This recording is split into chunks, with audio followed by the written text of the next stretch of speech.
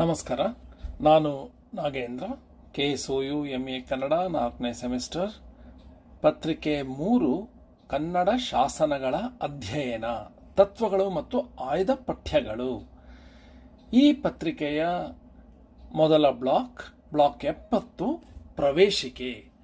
ಈ ಬ್ಲಾಕಿನಲ್ಲಿರುವ ಎರಡನೆಯ ಘಟಕ 278 ಶಾಸನಗಳ ಚಾರಿತ್ರಿಕ, ಸಾಮಾಜಿಕ, ಧಾರ್ಮಿಕ, ಸಾಹಿತ್ಯಕ ಮಹತ್ವ ಹಾಗೂ ಜೊತೆಯಲ್ಲೇ ಶಾಸನಗಳ ವರ್ಗೀಕರಣ, ಶಾಸನ ಸಾಮಗ್ರಿಗಳು, ಶಾಸನ ಸಿದ್ಧತೆ ಮತ್ತು ಸಂರಕ್ಷಣೆ.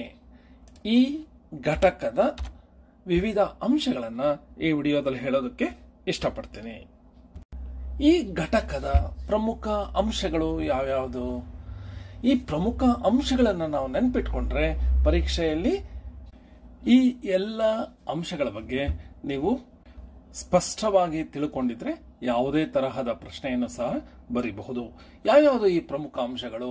ಶಾಸನಗಳಲ್ಲಿ ಚಾರಿತ್ರಿಕ ಸಂಗತಿಗಳು, ಶಾಸನಗಳಲ್ಲಿ ಸಾಮಾಜಿಕ ಸಂಗತಿಗಳು, ಶಾಸನದಲ್ಲಿ ಧಾರ್ಮಿಕ ಸಂಗತಿಗಳು, ಶಾಸನಗಳ ಸಾಹಿತ್ಯಕ ಗುಣ, ಶಾಸನಗಳ ವರ್ಗೀಕರಣ ಹೇಗೆ ಮಾಡಲಾಗತ್ತೆ, ಪ್ಲೀಟ್ ಅವರು ಶಾಸನಗಳನ್ನು ಹೇಗೆ ವರ್ಗೀಕರಣ ಮಾಡಿದ್ದಾರೆ, ಶಾಸನ ಸಾಮಗ್ರಿಗಳು ಯಾವ್ಯಾವುದು, ಅದರಲ್ಲಿ ಪ್ರಮುಖವಾಗಿ ಲೋಹದ ಬಗ್ಗೆ ಹೇಳಲಾಗಿದೆ. ಕೊನೆಯಲ್ಲಿ ಶಾಸನಗಳ ಸಿದ್ಧತೆ ಹೇಗೆ ಮಾಡೋದು, ಶಾಸನಗಳನ್ನು ಹೇಗೆ ರೂಪಿಸೋದು, ಸೃಷ್ಟಿಸೋದು ಹಾಗೂ ಶಾಸನಗಳನ್ನು ಹೇಗೆ ಸಂರಕ್ಷಣೆ ಮಾಡೋದು ಅನ್ನೋದನ್ನ ಈ ಘಟಕದಲ್ಲಿ ನಾವು ತಿಳ್ಕೊತೀವಿ. ಈ ಘಟಕದ ಬಗ್ಗೆ, ಈ ಘಟಕದಲ್ಲಿರುವ ವಿವಿಧ ವಿಷಯಗಳ ಬಗ್ಗೆ ಪ್ರತಿ ಪರೀಕ್ಷೆಯಲ್ಲೂ ಹಿಂದೆ ಪ್ರಶ್ನೆಗಳು ಬಂದೇ ಬಂದಿವೆ. ಹಿಂದಿನ ವಾರ್ಷಿಕ ಪದ್ಧತಿಯಲ್ಲಿ ಸಹ ನಿಮ್ಮ ಇಡೀ ಪುಸ್ತಕ ಅಥವಾ ಪಠ್ಯಕ್ರಮ ಇತ್ತು.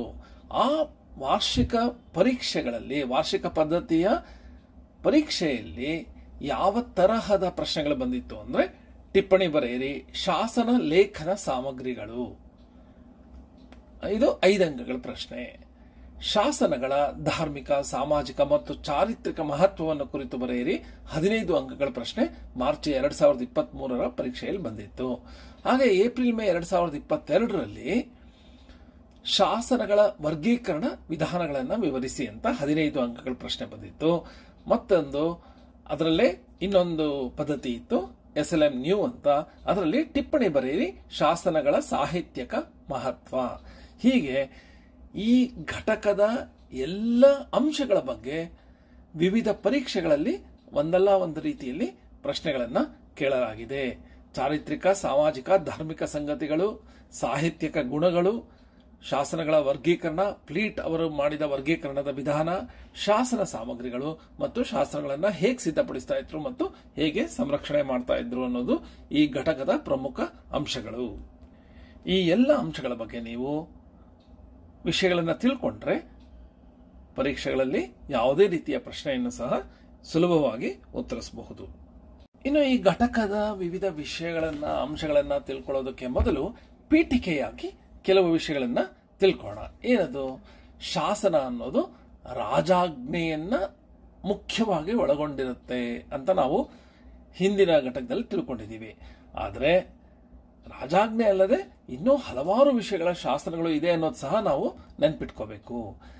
ಯಾರಾದರೂ ದಾನ ಕೊಟ್ಟಿರೋದ್ರ ಬಗ್ಗೆ ಶಾಸನಗಳು, ಧರ್ಮ ಕೊಟ್ಟಿರೋದ್ರ ಬಗ್ಗೆ ಶಾಸನ, ಮತ್ತೆ ಯಾರಾದರೂ ರಾಜರುಗಳ ಬಗ್ಗೆ ಶಾಸನ, ಹೀಗೆ ಇನ್ನೂ ವಿವಿಧ ಬಗೆಯ ಶಾಸನಗಳಿದೆ ಅನ್ನೋದನ್ನ ನಾವು ನೆನ್ಪಿಟ್ಕೋಬೇಕು. ಶಾಸನ ಅನ್ನೋದು ರಾಜಾಜ್ಞೆ ಅನ್ನೋದು ಅರ್ಥ. ಪ್ರಮುಖವಾಗಿ ಶಾಸನವನ್ನ ರಾಜಾಜ್ಞೆಗಾಗಿ ಕೆತ್ತಲಾಗ್ತಿತ್ತು. ಹಾಗಂತ ರಾಜನು ಹಾಕಿಸಿದ ಶಾಸನಗಳೆಲ್ಲವೂ ರಾಜಾಜ್ಞೆಗಳೇ ಆಗ್ಬೇಕಂತ ಏನಿರಲಿಲ್ಲ. ಬಹುತೇಕ ಶಾಸನಗಳಲ್ಲಿ ರಾಜಕೀಯ ವಿಚಾರಗಳು ಇರ್ತಾ ಇತ್ತು. ಆದರೆ ಇಂತಹ ರಾಜಕೀಯ ವಿಚಾರಗಳಿಂದ ಆಯಾ ಕಾಲದ ಚರಿತ್ರೆಯನ್ನು ನಾವು ತಿಳ್ಕೋಬಹುದು. ಹಾಗಾಗಿ ರಾಜಕೀಯ ವಿಷಯಗಳನ್ನ ಒಳಗೊಂಡಿರುವ ಇಂತಹ ಶಾಸನಗಳು ಚಾರಿತ್ರಿಕ ದಾಖಲೆಗಳಾಗಿ ನಾವು ಪರಿಗಣಿಸಬಹುದು. ಈ ಶಾಸನಗಳು ಐತಿಹಾಸಿಕ ದಾಖಲೆಗಳಾಗಿ ಚಾರಿತ್ರಿಕ ಸಂಗತಿಗಳನ್ನು ಒಳಗೊಂಡು ನಂತರದ ಜನಾಂಗದವರಿಗೆ, ನಂತರದ ಕಾಲದವರಿಗೆ ತನ್ನ ಕಾಲದ ವಿಷಯವನ್ನ ಹೇಳ್ತಾ ಇತ್ತು. ಈ ಘಟಕದಲ್ಲಿ ಶಾಸನಗಳನ್ನು ಅಧ್ಯಯನ ಮಾಡೋದ್ರಿಂದ ನಮಗೆ ಆ ಕಾಲದ ರಾಜಕೀಯ, ಧಾರ್ಮಿಕ ಮತ್ತು ಸಾಮಾಜಿಕ ಸ್ಥಿತಿಗತಿಗಳನ್ನು ತಿಳ್ಕೊಳ್ಳೋದಕ್ಕೆ ಶಾಸನಗಳು ಹೇಗೆ ಸಹಾಯ ಮಾಡುತ್ತೆ ಮತ್ತು ಈ ಅಂಶಗಳು ಯಾವ್ಯಾವುದು ಅನ್ನೋದು ನಾವು ಈ ಘಟಕದಲ್ಲಿ ತಿಳ್ಕೊತೀವಿ. ಮತ್ತು ಈ ಘಟಕದಲ್ಲಿ ಶಾಸ್ತ್ರಕ್ಕೆ ಸಂಬಂಧಿಸಿದ ತಾತ್ವಿಕ ವಿಚಾರಗಳನ್ನು ಮತ್ತೆ ನಾವು ಮುಂದುವರಿಸ್ತಾ ಇದ್ದೀವಿ. 3 ಮುಖ್ಯವಾದ ವಿಷಯಗಳನ್ನು ಸಹ ಇಲ್ಲಿ ನಾವು ಅಧ್ಯಯನ ಮಾಡ್ತೀವಿ. ಒಂದು, ಶಾಸನಗಳನ್ನು ವರ್ಗೀಕರಣ ಮಾಡೋದು ಹೇಗೆ ಮತ್ತು ಶಾಸನಗಳನ್ನು ಹೇಗೆ ರಚಿಸ್ತಾ ಇದ್ರು, ಯಾವ ವಸ್ತುಗಳನ್ನು ಬಳಸ್ತಾ ಇದ್ರು, ಹಾಗೂ 3ನೆಯ ಅಂಶ, ಶಾಸನಗಳನ್ನು ಸಿದ್ಧಪಡಿಸುವಾಗ ಯಾವ ಯಾವ ವ್ಯಕ್ತಿಗಳು ಮುಖ್ಯವಾದ ಪಾತ್ರವನ್ನು ವಹಿಸ್ತಾ ಇದ್ರು ಶಾಸನ ಸೃಷ್ಟಿಯಲ್ಲಿ ಅನ್ನೋದನ್ನ ಈ ಘಟಕದಲ್ಲಿ ನಾವು ತಿಳ್ಕೊತೀವಿ. ಒಂದು ಸಾಮಾನ್ಯ ಅಭಿಪ್ರಾಯ ಇದೆ, ಭಾರತೀಯರಿಗೆ ಇತಿಹಾಸ ಪ್ರಜ್ಞೆ ಇರಲಿಲ್ಲ, ಆದ್ದರಿಂದ ಅವರು ಹಿಂದಿನ ವಿಷಯಗಳನ್ನು ದಾಖಲು ಮಾಡಿಲ್ಲ. ಆದ್ದರಿಂದ ಭಾರತದ ಇತಿಹಾಸದ ಬಗ್ಗೆ ಕಡಿಮೆ ದಾಖಲೆ ಇರೋದ್ರಿಂದ ಶಾಸನಗಳೇ ನಮಗೆ ಮೂಲವಾಗಿದೆ. ಇತಿಹಾಸ ಅರ್ಥ ಮಾಡ್ಕೊಳ್ಳೋದಕ್ಕೆ, ಇತಿಹಾಸ ತಿಳ್ಕೊಳ್ಳೋದಕ್ಕೆ ನಮಗೆ ಶಾಸನಗಳೇ ಮೂಲ ಆಕರವಾಗಿದೆ. ತಾಳೆಗರಿ, ತಾಮ್ರಪಟ ಅಂತಹ ಸಾಮಗ್ರಿಗಳ ಮೇಲೆ ಬರೆದ ಶಾಸನಗಳು ತಿದ್ದಲ್ಪಡುವ ಅವಕಾಶ ಇರುತ್ತೆ. ಆದರೆ ಶಿಲಾಶಾಸನಗಳು ಸಂಶಯಾತೀತವಾದ ವಿಶ್ವಾಸಾರ್ಹ ದಾಖಲೆಗಳು. ಹಲವಾರು ಶಾಸನಗಳಿಂದ ರಾಜಮನೆತನಗಳ ಹಲವಾರು ತಲೆಮಾರುಗಳ ವಿವರಗಳು ತಿಳ್ಕೊಳ್ಳಲಾಗುತ್ತೆ. ಭಾರತದಲ್ಲಿ ನಮಗೆ ಸಿಕ್ಕಿರುವ ಪ್ರಾಚೀನತಮ ಶಾಸನಗಳು ಅಂದರೆ ಅಶೋಕನ ಶಾಸನಗಳು.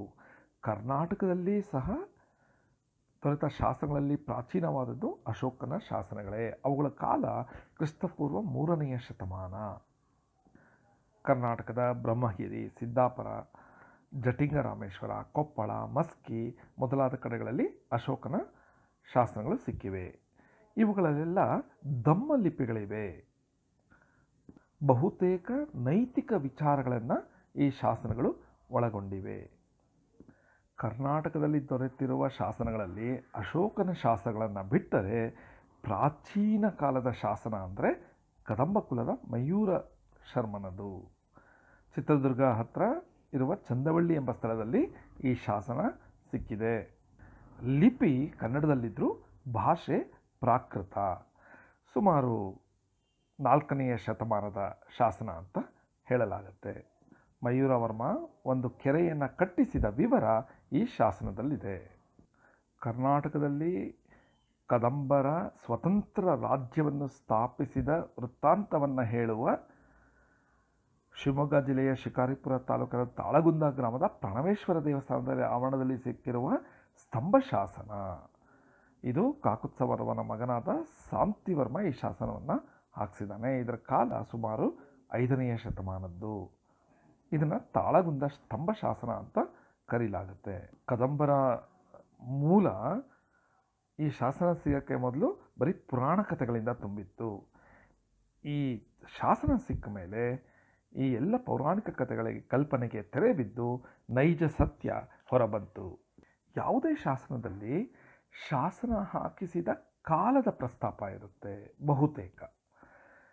ಈ ಕಾಲ ಹೇಗಿರುತ್ತೆ ಅಂದರೆ, ಈಗ ನಾವೆಲ್ಲ ಇಸ್ವಿ ಹೇಳ್ತೀವಲ್ಲ 2023 ಅಂತ, 2022, 23 ಈ ಥರ ಹೇಳೋದು ಒಂದು ಕ್ರಿಸ್ತ ಶಕ. ಇದು ಕ್ರಿಸ್ತನ ಹುಟ್ಟಿದ ವರ್ಷದಿಂದ ನಾವು ಇದನ್ನು ತಗೊಂಡಿರೋದು.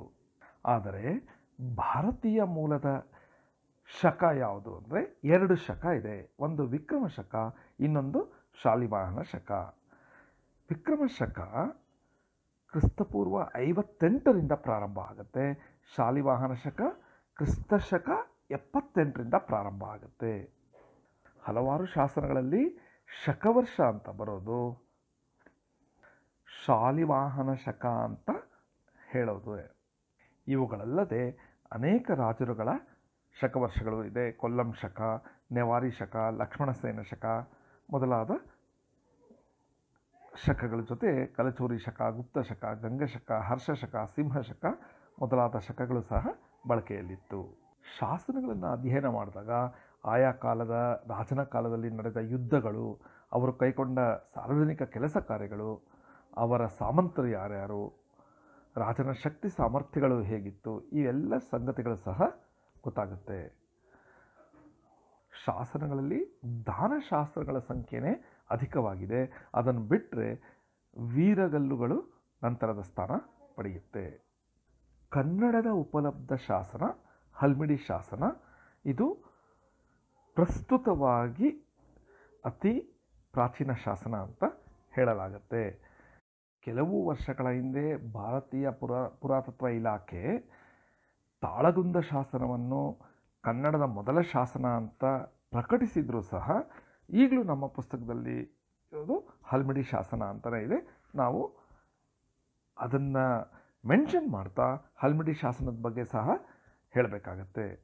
ಹಲ್ಮಿಡಿ ಶಾಸನದ ಕಾಲ ಸುಮಾರು ಕ್ರಿಸ್ತಶಕ 450. ಇದ್ರ ಬಗ್ಗೆ ನಾವು ವಿವರವಾಗಿ ಮುಂದಿನ ಘಟಕಗಳಲ್ಲಿ ಓದ್ತೀವಿ. ಕನ್ನಡದ ಮತ್ತೊಂದು ಪ್ರಾಚೀನ ಶಾಸನ ಬಾದಾಮಿ ಮಹಾಕೂಟ ಶಾಸನ. ಇದು ಚಾಲುಕ್ಯನಿಗೆ ಸೇರಿದ ಶಾಸನ.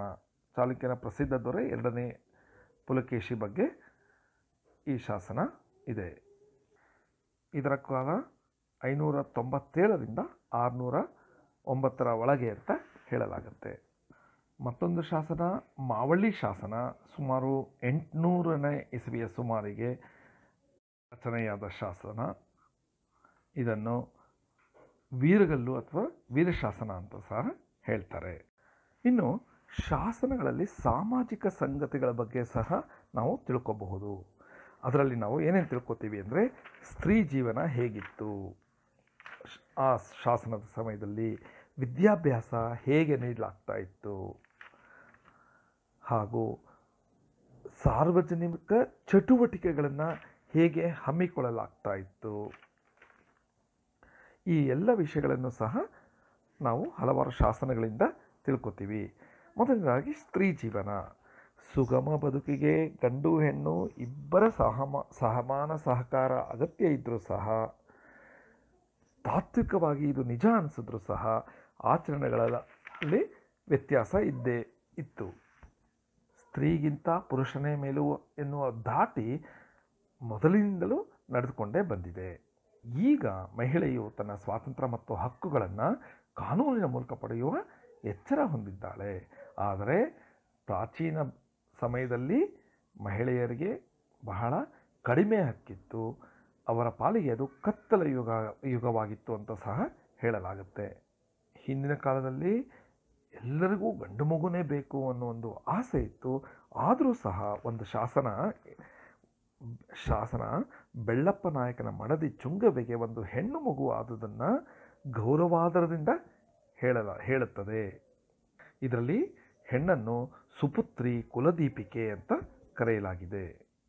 ಯವನಕ್ಕೆ ಬಂದ ಕನ್ಯರನ್ನು ವಿವಾಹ ಮಾಡಿಸುತ್ತಿದ್ದ ಉಲ್ಲೇಖಗಳು ಹಲವಾರು ಶಾಸನಗಳಲ್ಲಿ ದೊರೆಯುತ್ತೆ. ಪ್ರಾಚೀನ ಕಾಲದಲ್ಲಿ 8 ಬಗೆಯ ವಿವಾಹ ಪದ್ಧತಿಗಳಿತ್ತು.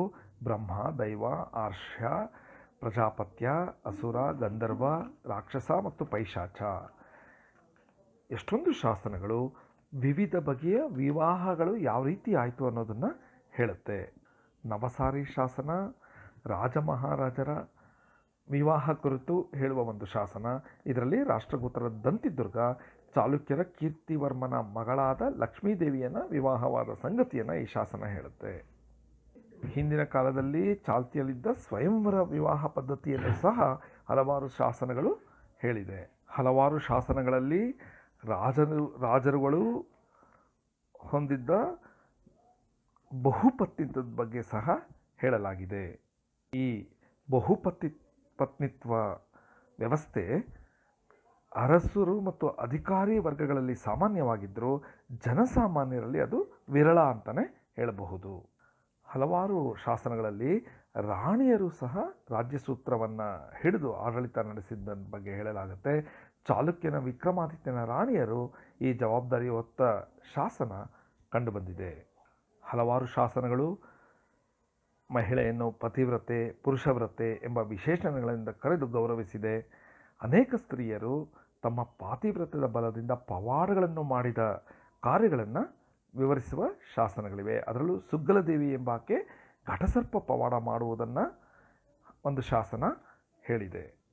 ಕೆಟ್ಟದಾಗಿ ವರ್ತಿಸುವ ಸ್ತ್ರೀಯರ ವಿವರಗಳನ್ನು ಕೊಡುವ ಶಾಸನಗಳು ಸಹ ಇದೆ. ಉದಾಹರಣೆಗೆ ಸೌಂದತ್ತಿಯ ಶಾಸನ ಅಂತ ಹೇಳಬಹುದು. ಇನ್ನು ಮಕ್ಕಳನ್ನು ಪಡೆಯುವ ಬಯಕೆಯಿಂದ ಹಲವಾರು ವೃತ ಪೂಜೆಗಳನ್ನು ಮಾಡುತ್ತಿದ್ದ ಪ್ರಸಂಗಗಳು ಹಲವಾರು ಶಾಸನಗಳಲ್ಲಿ ದಾಖಲಾಗಿದೆ. ಉದಾಹರಣೆಗೆ ನನ್ನಿಯ ಗಂಗದೇವನ ರಾಣಿ ಕಂಚಲ ಮಹಾದೇವಿ ಪದ್ಮಾವತಿಗೆ ಹರಕೆ ಹೊತ್ತು ಹೆಮ್ಮಡಿ ದೇವನನ್ನು ಪಡೆದ ಉದಾಹರಣೆಯಾಗಿ ಒಂದು ಶಾಸನವನ್ನು ನೋಡಬಹುದು. ಹಿಂದಿನ ಕಾಲದಲ್ಲಿ ವಿಧವೆಯಾದ ಸ್ತ್ರೀಗೆ ಜೀವನದಲ್ಲಿ ಭದ್ರತೆ ಇರಲಿಲ್ಲ, ಬಹಳ ಕಷ್ಟ ಆಗ್ತಾ ಇತ್ತು. ಆಗ ಸ್ತ್ರೀಯರು ಪತಿಯ ಮರಣಾನಂತರ ಸಹಗಮನ ಮಾಡುವ ಒಂದು ವ್ಯವಸ್ಥೆ ಮತ್ತು ಒಂದು ಅಭ್ಯಾಸ ಮತ್ತು ಪದ್ಧತಿ ಇತ್ತು. ಅದು ಸಹಗಮನ ಕಡ್ಡಾಯ ಅಲ್ಲದೆ ಇದ್ರೂ ಸ್ವಸಂತೋಷದಿಂದ ಸಹಗಮನ ಮಾಡಿದರೆಂಬ ವಿಷಯವನ್ನು ಹಲವಾರು ಶಾಸನಗಳು ಹೇಳುತ್ತೆ. 450ನೇ ಇಸವಿಯ ಕಬಡಿ ಶಾಸನ ರವಿವರ್ಮನ ರಾಣಿ ಸಹಗಮನ ಮಾಡಿದ ಉಲ್ಲೇಖವನ್ನು ಹೇಳಿದೆ. ಇದು ಕನ್ನಡ ನಾಡಿನಲ್ಲಿ ದೊರೆತ ಸಹಗಮನ ಪ್ರಸ್ತಾಪಿಸುವ ಪ್ರಥಮ ಶಾಸನ ಅಂತ ಹೇಳಬಹುದು. ಆಗಿನ ಕಾಲದಲ್ಲಿ ವೇಶ್ಯಾ ಪದ್ಧತಿ ಸಹ ರೂಢಿಯಲ್ಲಿತ್ತು. ಇದು ಒಂದು ವ್ಯವಸ್ಥೆ ಆಗಿಬಿಟ್ಟಿತ್ತು. ವೇಶ್ಯಾಸ್ತ್ರೀ ಬಗ್ಗೆ, ದೇವದಾಸಿಗಳ ಬಗ್ಗೆ ಮತ್ತು ರಾಜರು ಒಂದು ರಾಜ್ಯವನ್ನು ಗೆದ್ದಾಗ ಆ ಊರಿನ ಸಂಪತ್ತನ್ನು ಹಾಗೂ ಸ್ತ್ರೀಯರನ್ನು ಸಹ ಕರೆದುಕೊಂಡೊಯ್ತಾ ಇದ್ದರು. ಇವುಗಳನ್ನೆಲ್ಲ ಹಲವಾರು ಶಾಸನಗಳು ಹೇಳಿವೆ. ಸಹಗಮನ ಮಾಡುತ್ತಿದ್ದ ಪತಿವ್ರತೆಯವರ ಸ್ಮರಣಾರ್ಥ ಮಾಸ್ತಿ ಕಲ್ಲುಗಳನ್ನು ನಿಲ್ಲಿಸಿ ಒಂದು ಶಾಸನವಾಗಿ ಅದು ಈಗ ನಮಗೆ ಲಭ್ಯವಾಗಿದೆ. ಇನ್ನು ಸಾಮಾಜಿಕ ಸಂಗತಿಯಾದ ಸ್ತ್ರೀಯರ ಬಗ್ಗೆ ತಿಳ್ಕೊಂಡ್ವಿ. ಈಗ ವಿದ್ಯಾಭ್ಯಾಸ ಹೇಗಿತ್ತು ಪ್ರಾಚೀನ ಕಾಲದಲ್ಲಿ ಅಂತ ಹೇಳೋದಕ್ಕೆ ಶಾಸನಗಳು ಏನು ಪುರಾವೆ ಕೊಟ್ಟಿದೆ ಅಂತ ನೋಡೋಣ. ಕ್ರಿಸ್ತಪೂರ್ವ 3ನೇ ಶತಮಾನದ ಹೊತ್ತಿನಲ್ಲಿ ಬೌದ್ಧ ವಿಹಾರಗಳು ವಿದ್ಯಾಕೇಂದ್ರಗಳಾಗಿತ್ತು ಅನ್ನೋದಕ್ಕೆ ಶಾಸನಗಳು ಸಿಕ್ಕಿವೆ. ಆರಂಭದಲ್ಲಿ ಬೌದ್ಧ ಭಿಕ್ಷು ಭಿಕ್ಷುಣಿಯರಿಗೆ ಮಾತ್ರ ಸೀಮಿತವಾಗಿದ್ದ ಈ ಕೇಂದ್ರಗಳು ಕ್ರಮೇಣ ಎಲ್ಲರಿಗೂ ಪ್ರವೇಶಕ್ಕೆ ಅವಕಾಶ ಮಾಡಿಕೊಡ್ತು. ಬೌದ್ಧರಲ್ಲಿದ್ದ ಈ ವಿದ್ಯಾಕೇಂದ್ರಗಳ ಪ್ರೇರಣೆಯಿಂದ ಹಿಂದೂಗಳಲ್ಲೂ ಸಹ ವ್ಯವಸ್ಥಿತವಾದ ವಿದ್ಯಾಕೇಂದ್ರಗಳು ರೂಪಿಸಿಕೊಂಡಿತು. ಹಿಂದೂಗಳಲ್ಲಿ ಇಂತಹ ವ್ಯವಸ್ಥಿತ ವಿದ್ಯಾಕೇಂದ್ರಗಳು ಪ್ರಾರಂಭ ಆಗಿದ್ದು ಕ್ರಿಸ್ತಶಕ 9ನೇ ಶತಮಾನದಿಂದ ಈಚೆಗೆ ಅಂತ ಹೇಳಲಾಗುತ್ತೆ. ಕರ್ನಾಟಕದಲ್ಲಿ ವಿದ್ಯಾಕೇಂದ್ರಗಳ ಪಾತ್ರವನ್ನು ವಹಿಸಿತು ದೇವಸ್ಥಾನಗಳು. ಮೊದಲು ವಿದ್ಯಾಭ್ಯಾಸ ಗುರುಗಳ ಮನೆಯಲ್ಲೇ ನಡೀತಾ ಇತ್ತು. ನಂತರ ದೇವಸ್ಥಾನಗಳಲ್ಲಿ ವಿದ್ಯಾಭ್ಯಾಸ ಮತ್ತು ವಿದ್ಯಾದಾನ ನಡೆಯೋದಕ್ಕೆ ಪ್ರಾರಂಭ ಆಯಿತು. ಆದರೆ ಪ್ರಾಚೀನ ಕಾಲದ ಈ ಗುರುಕುಲ ಪದ್ಧತಿಯನ್ನು ಹೇಳುವ ಯಾವುದೇ ಶಾಸನ ಇದುವರೆಗೆ ಲಭ್ಯವಾಗಿಲ್ಲ. ವಿದ್ಯಾದಾನವು ಅಗ್ರಹಾರ, ದೇವಸ್ಥಾನ, ಮಠಪುರಿ, ಘಟಿಕಾಸ್ಥಾನ ಎಂಬ 4 ಕೇಂದ್ರಗಳಲ್ಲಿ ನಡೀತಾ ಇತ್ತು. ಅಧ್ಯಯನ ಮತ್ತು ಅಧ್ಯಾಪನಕ್ಕಾಗಿ ಸಾಕಷ್ಟು ದತ್ತಿಗಳನ್ನು ಬಿಟ್ಟು ಶಾಸನಗಳನ್ನು ನಿರ್ಮಿಸಲಾಗಿತ್ತು.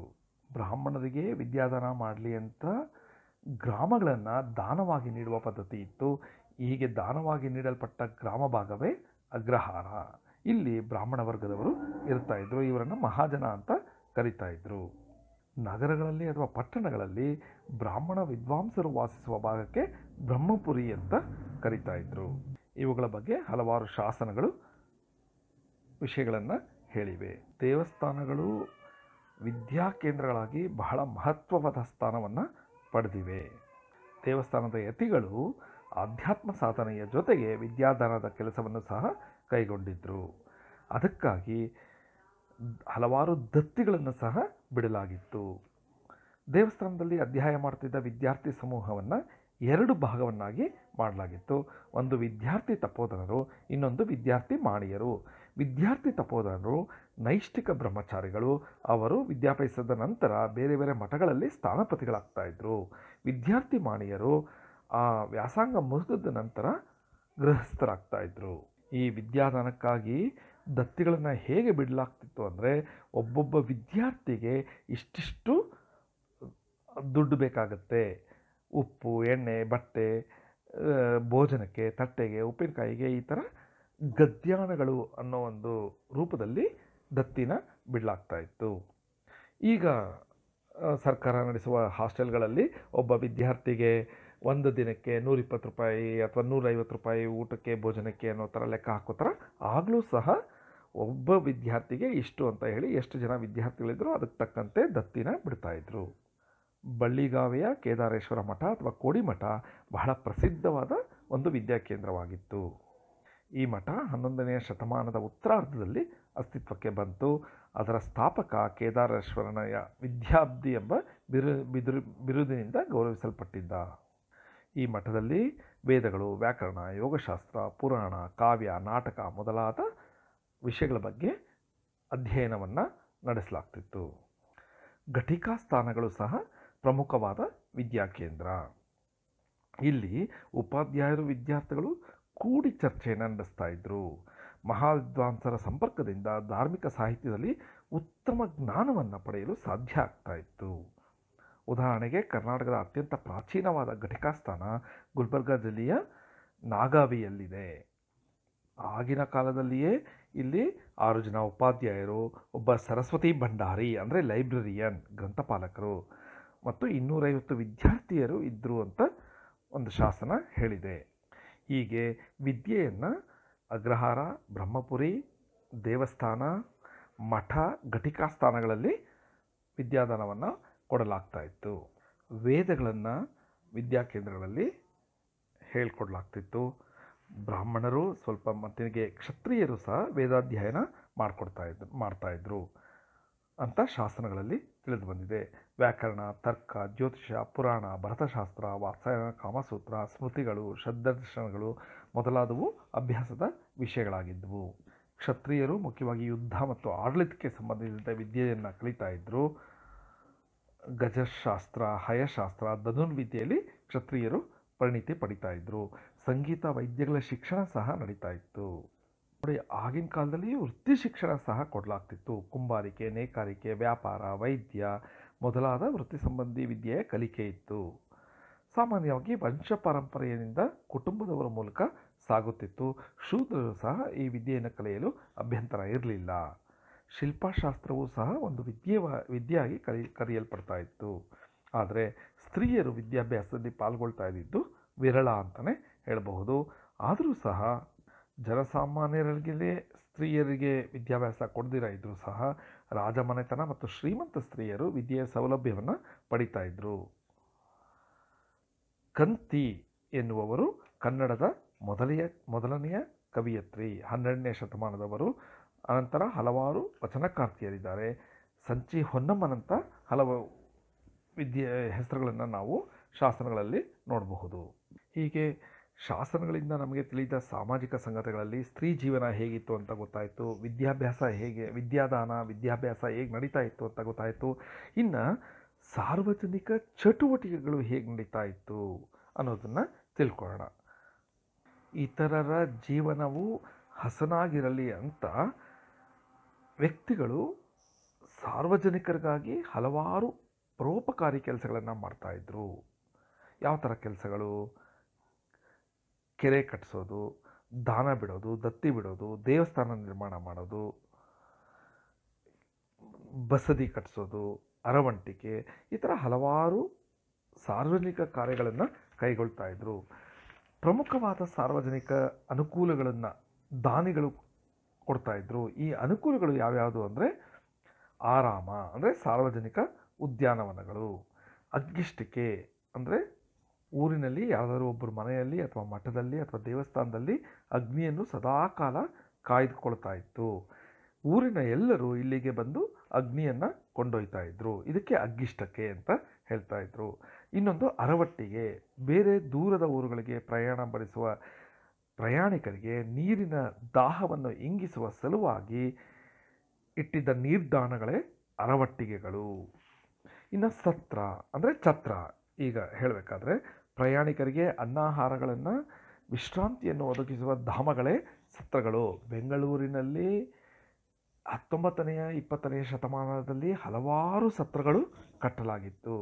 ಈಗಲೂ ಸಹ ಎಷ್ಟೊಂದು ಕಟ್ಟಡಗಳಿಗೆ ಸತ್ರ ಅನ್ನೋ ಹೆಸರಿದೆ. ತಟಾಕ ನಿರ್ಮಾಣ ಮನುಷ್ಯನಷ್ಟೇ ಅಲ್ಲ, ದನಕರುಗಳಿಗೂ ಪಕ್ಷಿ ಸಂಕುಲಗಳಿಗೂ ನೀರಿನ ಸೌಕರ್ಯವನ್ನು ಕೊಡುವ ಉದ್ದೇಶದಿಂದ ಕಟ್ಟಿಸುತ್ತಿದ್ದ ಜಲಾನಯನಗಳೇ ತಟಾಕಗಳು ಅಥವಾ ಕೆರೆಗಳು. ಹೀಗೆ ಸಾರ್ವಜನಿಕರ ಉಪಯೋಗಕ್ಕಾಗಿ ಆರಾಮ, ಅಗ್ಗಿಷ್ಟಿಕೆ, ಅರವಟ್ಟಿಗೆ, ಸತ್ರ, ತಟಾಕ ನಿರ್ಮಾಣದಂತಹ ಹಲವಾರು ಕಾರ್ಯಗಳನ್ನು ಕೈಗೊಂಡಂಥ ವಿಷಯಗಳನ್ನು ತಿಳಿಸೋದಕ್ಕೆ ನಮಗೆ ಹಲವಾರು ಶಾಸನಗಳು ಸಿಕ್ಕಿವೆ. ಇನ್ನು ಶಾಸನಗಳಲ್ಲಿ ಹಲವಾರು ಧಾರ್ಮಿಕ ಸಂಗತಿಗಳು ಸಹ ಇರುತ್ತೆ. ಆ ಶಾಸನ ಹಾಕಿಸಿದ ರಾಜರು ಯಾವ ಧರ್ಮ ಅನುಸರಿಸ್ತಾ ಇದ್ರು, ಆಗ ಹೆಚ್ಚು ಜನ ಯಾವ ಧರ್ಮೀಯರಾಗಿದ್ದರು ಅನ್ನೋದು ಸಹ ಗೊತ್ತಾಗುತ್ತೆ. ಬಹುತೇಕ ಶಾಸನಗಳಲ್ಲಿ ಪ್ರಾರ್ಥನಾ ಪದ್ಯದಿಂದ ಪ್ರಾರಂಭ ಆಗುತ್ತೆ. ಆ ಪ್ರಾರ್ಥನಾ ಪದ್ಯದಿಂದನೇ ಅವರು ಯಾವ ಧರ್ಮದ ಅನುಯಾಯಿ ಶಾಸನ ಹಾಕಿಸಿದಾತ ಅಂತ ಗೊತ್ತಾಗುತ್ತೆ. ಸಾಮಾನ್ಯವಾಗಿ ಓಂ ಶ್ರೀ, ಸ್ವಸ್ತಿ ಶ್ರೀ ಮೊದಲಾದ ಏಕಾಕ್ಷರಿ, ದ್ಯಕ್ಷರಿ ಪ್ರಾರ್ಥನೆಗಳಿಂದ ಮೊದಲುಗೊಂಡು 2-4 ಪಾದಗಳ ಪೂರ್ಣ ಪದ್ಯದವರೆಗೆ ಪ್ರಾರ್ಥನೆಗಳು ಇರುತ್ತೆ. ಶಾಸನ ಹಾಕಿಸಿದವರು ಶೈವರಾಗಿದ್ದರೆ ನಮಸ್ತುಂಗ ಶಿರಶ್ಚುಂಬಿ ಚಂದ್ರಚಾಮರ ಚಾರವೇ ತ್ರೈಲೋಕ್ಯ ನಗರಾರಂಭ ಮೂಲ ಸ್ತಂಭಾಯ ಶಂಭವೇ ಅಂತ ಇರುತ್ತೆ. ಅವರು ವಿಷ್ಣುವಿನ ಭಕ್ತರಾಗಿದ್ದರೆ ಜಯತಿ ಶ್ರೀ ಪರಿಷ್ಠಂಗ ಶಾಂಗಮ್ಯಾನತಿ ರಚ್ಯುತಃ ಆ ಥರ ವಿಷ್ಣುವಿನ ಬಗ್ಗೆ ಶ್ಲೋಕ ಇರುತ್ತೆ. ಶಾಸನ ಹಾಕಿಸಿದವರು ಜೈನರಾಗಿದ್ದರೆ ಆಗ ಜಿನಶಾಸನಂ ಅನ್ನೋ ಒಂದು ಪದ ಆ ಶ್ಲೋಕದಲ್ಲಿರುತ್ತೆ. ಜಿಯಾತ್ ತ್ರೈಲೋಕ್ಯನಾಥಸ್ಯ ಶಾಸನ ಜಿನಶಾಸನಂ ಅನ್ನೋದು ಒಂದು ಸಾಲಿರುತ್ತೆ. ಕೆಲವೊಂದು ಶಾಸನಗಳಲ್ಲಿ ಹಲವಾರು ಧರ್ಮಗಳನ್ನು ಒಂದೇ ಶಾಸನದಲ್ಲಿ ಸ್ತುತಿಸಿದ ಉದಾಹರಣೆಗಳು ಸಹ ಸಿಗುತ್ತೆ. ವೈಷ್ಣವ ಮತ್ತು ಶೈವ ಧರ್ಮದ್ದು, ವಿಷ್ಣು ಮತ್ತು ಶಿವನನ್ನು ಸ್ತುತಿಸಿದ ಪ್ರಾರ್ಥನಾ ಪದ್ಯಗಳು ಇರುವ ಶಾಸನಗಳು ಹಲವಾರು ಇವೆ. ಅಷ್ಟೇ ಅಲ್ಲದೆ ವೈಷ್ಣವರು ಮತ್ತು ಜೈನರ ಪ್ರಾರ್ಥನೆ ಇರುವ ಶಾಸನ ಇರುತ್ತೆ. ಒಂದರಲ್ಲಂತೂ ಶಿವ, ವಿಷ್ಣು, ಜಿನ, ಬುದ್ಧ ಇವರೆಲ್ಲರ ಸ್ಮರಣೆ ಇದೆ. ಹೀಗಾಗಿ ಕರ್ನಾಟಕ ಧರ್ಮ ಸಮನ್ವಯಕ್ಕೆ ಹೆಸರಾದ ನಾಡು ಅಂತ ಸ್ಪಷ್ಟವಾಗಿ ಹೇಳಬಹುದು. ಹಲವಾರು ಶಾಸನಗಳಲ್ಲಿ ದೇವಾಲಯಗಳ ನಿರ್ಮಾಣದ ಬಗ್ಗೆ ಹೇಳಿದ ವಿಷಯಗಳಿವೆ. ಚಾಲುಕ್ಯರ ವಿಕ್ರಮಾದಿತ್ಯನು ಬಾದಾಮಿಯಲ್ಲಿ ತ್ರಿಮೂರ್ತಿಗಳಿಗಾಗಿ ದೇವಾಲಯ ಕಟ್ಟಿಸಿದ ಉಲ್ಲೇಖ ಒಂದು ಶಾಸನದಲ್ಲಿದೆ. ಚಾಲುಕ್ಯ ದೊರೆಗಳು ಎಷ್ಟೊಂದು ಧರ್ಮ ಸಹಿಷ್ಣುಗಳಾಗಿದ್ದರು ಅನ್ನೋದನ್ನು ಈ ಶಾಸನಗಳು ತಿಳಿಸುತ್ತೆ. ಇಮ್ಮಡಿ ಪುಲಕೇಶಿಯ ಕಾಲದ ಐಹೊಳೆಯ ಶಾಸನ ಜಿನ ದೇವಾಲಯವನ್ನು ಕಟ್ಟಿಸಿದ ಸಂಗತಿಯನ್ನು ಹೇಳುತ್ತೆ. ಗಂಗರ ಕಾಲದಲ್ಲಿ ಜೈನ ಧರ್ಮ ವಿಶೇಷವಾದ ಸ್ಥಾನವನ್ನು ಪಡೆದಿತ್ತು. ವಿಜಯನಗರದ ಸಾಮ್ರಾಜ್ಯದ ಶಾಸನಗಳಂತೂ ಧರ್ಮ ಸಮನ್ವಯದ ಬೀಡು ವಿಜಯನಗರ ಆಗಿತ್ತು ಅನ್ನೋದನ್ನು ಹೇಳುತ್ತೆ. ರಾಜರಲ್ದಿರ ಅನೇಕ ದಂಡನಾಯಕರು ದೇವಾಲಯಗಳನ್ನು ಕಟ್ಟಿಸಿದ ಬಗ್ಗೆ ಸಹ ಹಲವಾರು ಶಾಸನಗಳು ಹೇಳುತ್ತೆ. ಹೂವಿನ ಹಡಗಲಿ ಶಾಸನ ಅದನ್ನು ಹೇಳುತ್ತೆ. ಇನ್ನು ಲಕ್ಕುಂಡಿಯ ಶಾಸನ ಅಂತೂ ಅತ್ತಿಮೊಬ್ಬೆಯ ಬಗ್ಗೆ ಅಪಾರವಾದ ಗೌರವಪೂರ್ಣವಾಗಿ ಅವಳ ಬಗ್ಗೆ ಹೇಳಿ ದೇವಸ್ಥಾನಗಳನ್ನು ಕಟ್ಟಿಸಿದ್ದು, ಧರ್ಮದ ಮತ್ತು ಸಾಹಿತ್ಯದ ಪ್ರಚಾರದಲ್ಲಿ ಅತ್ತಿಮೊಬ್ಬೆ ಎಷ್ಟೊಂದು ಕಾಣಿಕೆ ನೀಡಿದ್ಲು ಅಂತ ಹೇಳಲಾಗುತ್ತೆ. ದೇವಾಲಯದ ನಿರ್ಮಾಣಗಳನ್ನು ರಾಜರು ಶ್ರೀಮಂತರು ಮಾಡುವ ಕೆಲಸವನ್ನು ತೋರಿಸುವ ಶಾಸನಗಳು ಕೆಲವಿದ್ದರೆ, ದೇವಾಲಯದ ಜೀರ್ಣೋದ್ಧಾರ ಮಾಡುವುದು, ಅದರ ದೈನಂದಿನ ಕೈಂಕರ್ಯಗಳಿಗೆ ನೆರವು ನೀಡಿದ ವಿಷಯಗಳನ್ನು ಹೇಳುವ ಶಾಸನಗಳು ಹೇರಳವಾಗಿ ದೊರೆಯುತ್ತೆ.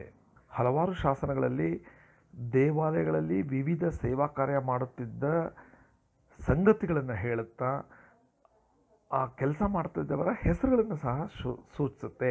ಅರ್ಚಕರ್ಯರು, ಜ್ಯೋತಿಷಾಸ್ತ್ರಜ್ಞರು, ಮಾಲೆಕಾರರು, ಪತ್ರೆ ತರುವವರು, ತೋಟದ ತಳವಾರ, ವಂಶಕಾರ, ಪರೆಕಾರ, ಶಂಖ ಊದುವವ, ಪಾಳವಿಗ ಅಂದರೆ ಧ್ವಜ ಹಿಡಿಯುವವ, ಅಡಿಗೆ ಮಾಡುವವ, ದವಸಗಿತಿ, ಈ ಎಲ್ಲರ ಹೆಸರುಗಳನ್ನು ಸಹ ಕೆಲವು ಶಾಸನಗಳು ಹೇಳುತ್ತೆ. ಹೀಗಾಗಿ ಈ ಶಾಸನಗಳಿಂದ ಆ ಶಾಸನ ಕಾಲದಲ್ಲಿ ಧಾರ್ಮಿಕ ಸ್ಥಿತಿಗತಿಗಳು ಹೇಗಿದ್ದು ಅನ್ನೋದು ವಿವರವಾಗಿ ಗೊತ್ತಾಗುತ್ತೆ. ಶಾಸನಗಳಿಂದ ನಮಗೆ ಆಯಾ ಕಾಲದಲ್ಲಿ ಸಾಹಿತ್ಯದ ಸ್ವರೂಪ ಹೇಗಿತ್ತು, ಭಾಷೆಯ ಸ್ವರೂಪ ಹೇಗಿತ್ತು ವಹಿಸಿತ್ತು. ಛಂದೋರೂಪಗಳು ಯಾವ್ಯಾವುದು ನಾವು ಉಪಯೋಗಿಸಲಾಗಿದೆ ಅನ್ನೋದು ಸಹ ನಾವು ಶಾಸನಗಳಿಂದ ತಿಳ್ಕೊಳ್ಬಹುದು. ಉದಾಹರಣೆಗೆ ಮೊದಲನೇದಾಗಿ ನಮಗೆ ಸಿಕ್ಕಿರೋದು ಹಲ್ಮಿಡಿ ಶಾಸನ. ಇದೊಂದು ಗದ್ಯ ಶಾಸನ, ಗಾತ್ರದಲ್ಲಿ ಚಿಕ್ಕತ್ತು. ಇದರಲ್ಲಿ ಸಾಹಿತ್ಯಿಕ ಸೌಂದರ್ಯ ಅಷ್ಟಾಗಿ ಇಲ್ಲದೇ ಇದ್ದರೂ ಸಹ ಆ ಕಾಲದಲ್ಲಿ ಭಾಷಿಕ ಸ್ವರೂಪ ಹೇಗಿತ್ತು ಅನ್ನೋದನ್ನು ತಿಳಿಸೋದ್ರಲ್ಲಿ ಇದು ಪ್ರಮುಖ ಪಾತ್ರ ವಹಿಸುತ್ತೆ. ಇನ್ನು 7ನೇ ಶತಮಾನದ ಬಾದಾಮಿ ಶಾಸನ ಸಾಹಿತ್ಯಿಕ ಸೌಂದರ್ಯದಿಂದ ಕೂಡಿರೋದನ್ನು ನಾವು ನೋಡಬಹುದು. ಇಲ್ಲಿ ಅಚ್ಚಗನ್ನಡದ ದೇಶಿ ಸ್ತಂತಸಾದ ತ್ರಿಪದಿಯ ಪ್ರಯೋಗವಿದೆ. ಮುಂದೆ ನಾವು ಅದರ ಬಗ್ಗೆ ತಿಳ್ಕೊತೀವಿ. ಸಾಧುಗೆ ಸಾಧು, ಮಾಧುರ್ಯಂಗೆ ಮಾಧುರ್ಯಂ, ಬಾಧಿಪ್ಪ ಕಲಿಗೆ ಕಲಿಯುಗ ವಿಪರೀತನ್, ಮಾಧವನೀತನ್ ಪೆರನಲ್ಲ. ಈ ಥರ ಸುಂದರವಾದ ಕಾವ್ಯಗಳನ್ನು ನಾವು ಶಾಸನಗಳಲ್ಲಿ ನೋಡಬಹುದು. ಹಲವಾರು ಶಾಸನಗಳಲ್ಲಿ ಅತ್ಯಂತ ಕಲಾತ್ಮಕವಾದ ಸಾಹಿತ್ಯ ಇತ್ತು. ತ್ರಿಪದಿಗಳು, ರಗಳೆ, ವೃತ್ತ, ಕಂದ ಮೊದಲಾದ ಛಂದೋಬಂಧಗಳುಳ್ಳ ಶಾಸನಗಳು ಇತ್ತು. ಚಂಪು ಪ್ರಯೋಗ ಸಹ ಇತ್ತು. ಶಾಸನಗಳಲ್ಲಿ ವರ್ಣನೆಗಳಂತೂ ಅಪಾರವಾಗಿ ಕಂಡುಬರುತ್ತೆ.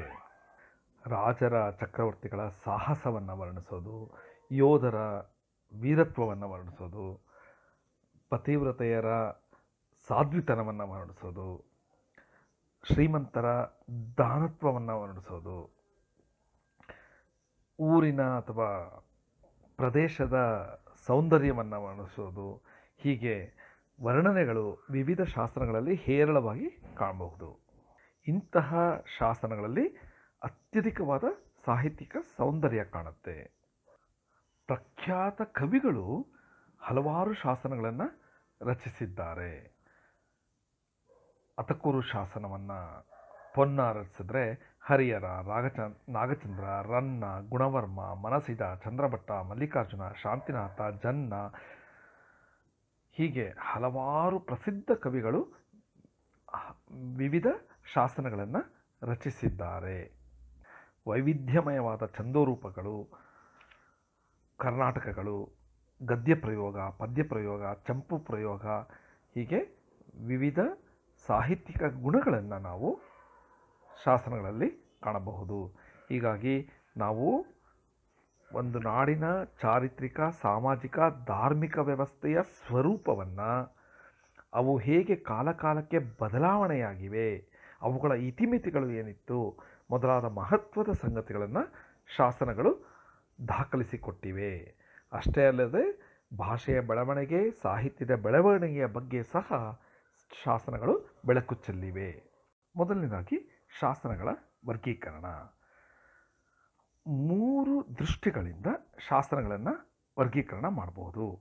ಶಾಸನಗಳನ್ನು ಹಾಕಿಸಿದವರು ಯಾರು ಎಂಬುವ ದೃಷ್ಟಿಯಿಂದ ಒಂದು ವರ್ಗೀಕರಣ, ಶಾಸನಗಳನ್ನು ಒಳಗೊಂಡಿರುವ ವಿಷಯದ ದೃಷ್ಟಿಯಿಂದ ಮತ್ತೊಂದು ರೀತಿಯ ವರ್ಗೀಕರಣ, ಮತ್ತು ಶಾಸನಗಳು ಉತ್ಕೀರ್ಣವಾಗಿರುವ ಸಾಮಗ್ರಿಗಳ ದೃಷ್ಟಿಯಿಂದ ಶಾಸನಗಳನ್ನು ನಾವು ವರ್ಗೀಕರಣ ಮಾಡಬಹುದು. ಮೊದಲನೆಯ ವರ್ಗೀಕರಣ, ಶಾಸನಗಳನ್ನು ಹಾಕಿಸಿದವರು ಯಾರು ಅನ್ನೋದ ಆಧಾರದ ಮೇಲೆ 2 ವರ್ಗಗಳು ಅಂತ ಹೇಳ್ಬೋದು. ರಾಜನ ಪರವಾದ ಶಾಸನಗಳು, ಇನ್ನೊಂದು ಖಾಸಗಿ ವ್ಯಕ್ತಿ ಅಥವಾ ಸಂಸ್ಥೆಯ ಪರವಾದ ಶಾಸನಗಳು. ರಾಜನ ಪರವಾದ ಶಾಸನಗಳು ಯಾವ್ಯಾವುದು? ರಾಜಾಜ್ಞೆ, ಪ್ರಶಸ್ತಿ, ದಾನ ಮತ್ತು ಸಂಕೀರ್ಣ ಶಾಸನಗಳು. ಮತ್ತು ಖಾಸಗಿ ವ್ಯಕ್ತಿ ಅಥವಾ ಸಂಸ್ಥೆಗಳ ಪರವಾದ ಶಾಸನಗಳು ಯಾವ್ಯಾವುದು? ಆ ರಾಜ್ಯದ ರಾಜನ ಹೆಸರನ್ನು ಉಲ್ಲೇಖ ಮಾಡ್ತಾ ಆ ಖಾಸಗಿ ವ್ಯಕ್ತಿಗಳು ನೀಡಿದ ದಾನ, ಅವರು ಪ್ರತಿಷ್ಠಾಪಿಸಿದ ವಸ್ತು, ಅವರು ಕಟ್ಟಿಸಿದ ಕೆರೆ, ದೇವಾಲಯ ನಿರ್ಮಾಣ ಮೊದಲಾದವುಗಳ ಬಗ್ಗೆ ವೀರಗಲ್ಲು, ಮಾಸ್ತಿಗಲ್ಲು, ನಿಷದಿಕಲ್ಲು, ಹೀಗೆ ಮುಖ್ಯವಾಗಿ ಯಾರು ಹಾಕಿಸಿದರು ಅನ್ನೋದನ್ನು ಗಮನಿಸಿ 2 ಬಗೆಯ ಶಾಸನಗಳು, ಅದರಲ್ಲಿ ರಾಜನ ಶಾಸನಗಳು, ಖಾಸಗಿ ವ್ಯಕ್ತಿ ಅಥವಾ ಸಂಸ್ಥೆಯ ಪರವಾದ ಶಾಸನಗಳು ಅಂತ ಹೇಳಬಹುದು. ಇನ್ನು ಶಾಸನದ ವಿಷಯದ ದೃಷ್ಟಿಯಿಂದ ಶಾಸನಗಳ ವರ್ಗೀಕರಣ ಯಾವ್ಯಾವುದು ಅಂದರೆ ಪ್ರಶಸ್ತಿ ಶಾಸನಗಳು ಮತ್ತು ದಾನ ಶಾಸನಗಳು. ವೀರಗಲ್ಲು, ನಿಷದಿಕಲ್ಲು, ಮಾಸ್ತಿಗಲ್ಲು ಇವುಗಳು ಸಹ ಒಂದು ಬಗೆಯ ಪ್ರಶಸ್ತಿ ಶಾಸನಗಳು. ದಾನ ಶಾಸನಗಳಲ್ಲಿ ದಾನಿಯ ಮತ್ತು ಅವನ ಪೂರ್ವಜರ ವಿಷಯಗಳನ್ನು ಹೇಳುತ್ತಾ, ಅವರನ್ನು ಹೊಗಳುತ್ತಾ ಶಾಸನಗಳು ರಚಿತಗೊಳ್ಳುತ್ತೆ. ಇನ್ನು ಯಾವ ಸಾಮಗ್ರಿಯಿಂದ ಶಾಸನವನ್ನು ಮಾಡಲಾಗಿದೆ ಎಂಬುದನ್ನು ಗಮನಿಸಿ ಶಾಸನಗಳನ್ನು ವರ್ಗೀಕರಣ ಮಾಡಬಹುದು. ಅದರಲ್ಲಿ ಪ್ರಮುಖವಾಗಿ ಎರಡು ಅಂತ ಹೇಳ್ಬೋದು, ಶಿಲಾಶಾಸನ ಮತ್ತು ಲೋಹ ಶಾಸನ. ಶಿಲಾಶಾಸನದಲ್ಲಿ ಸ್ತಂಭ ಶಾಸನ ಮತ್ತು ಬಂಡೆ ಶಾಸನ ಅಂತ ಉಪವರ್ಗ ಮಾಡಬಹುದು. ಅಂದರೆ ಒಂದು ಸ್ತಂಭ ನೆಟ್ಟು ಅದರ ಮೇಲ್ಗಡೆ ಶಾಸನ ಬರೆಯಲಾಗುತ್ತೆ ಅಥವಾ ಬಂಡೆಯ ಮೇಲೆ ಶಾಸನವನ್ನು ಕೊರೆಯಲಾಗುತ್ತೆ. ಇನ್ನು ಲೋಹ ಶಾಸನದಲ್ಲಿ ತಾಮ್ರಶಾಸನ, ಕಬ್ಬಿಣ ಶಾಸನ ಎಂಬ ವಿವಿಧ ಉಪವರ್ಗಗಳಿರುತ್ತೆ. ಭರತಖಂಡದ ಬಹುಪಾಲು ಶಾಸನಗಳು ಶಿಲಾಶಾಸನಗಳು. ಅಶೋಕನ ಶಾಸನಗಳು, ಸಮುದ್ರಗುಪ್ತನ ಅಲಹಾಬಾದ್ ಶಾಸನ, ಮಾಳವದ ಮಂದೋಸರದಲ್ಲಿರುವ ಯಶೋವರ್ಮನ ಶಾಸನ ಸ್ತಂಭ ಶಾಸನಗಳಿಗೆ ಉದಾಹರಣೆ. ಆದರೆ ಬಂಡೆ ಶಾಸನಗಳಿಗೆ ಹಲವಾರು ಉದಾಹರಣೆಗಳು ಇದೆ. ರಾಜರ ದಾನಶಾಸನಗಳನ್ನು ತಾಮ್ರಪಟಗಳ ಮೇಲೆ ಬರೆದರೆ ದೆಹಲಿಯ ಹತ್ತಿರುವ ಮೆಹರೌಲಿಯ ಸ್ತಂಭ ಶಾಸನ ಕಬ್ಬಿಣದ ಬಳಕೆಗೆ ಉದಾಹರಣೆಯಾಗಿದೆ.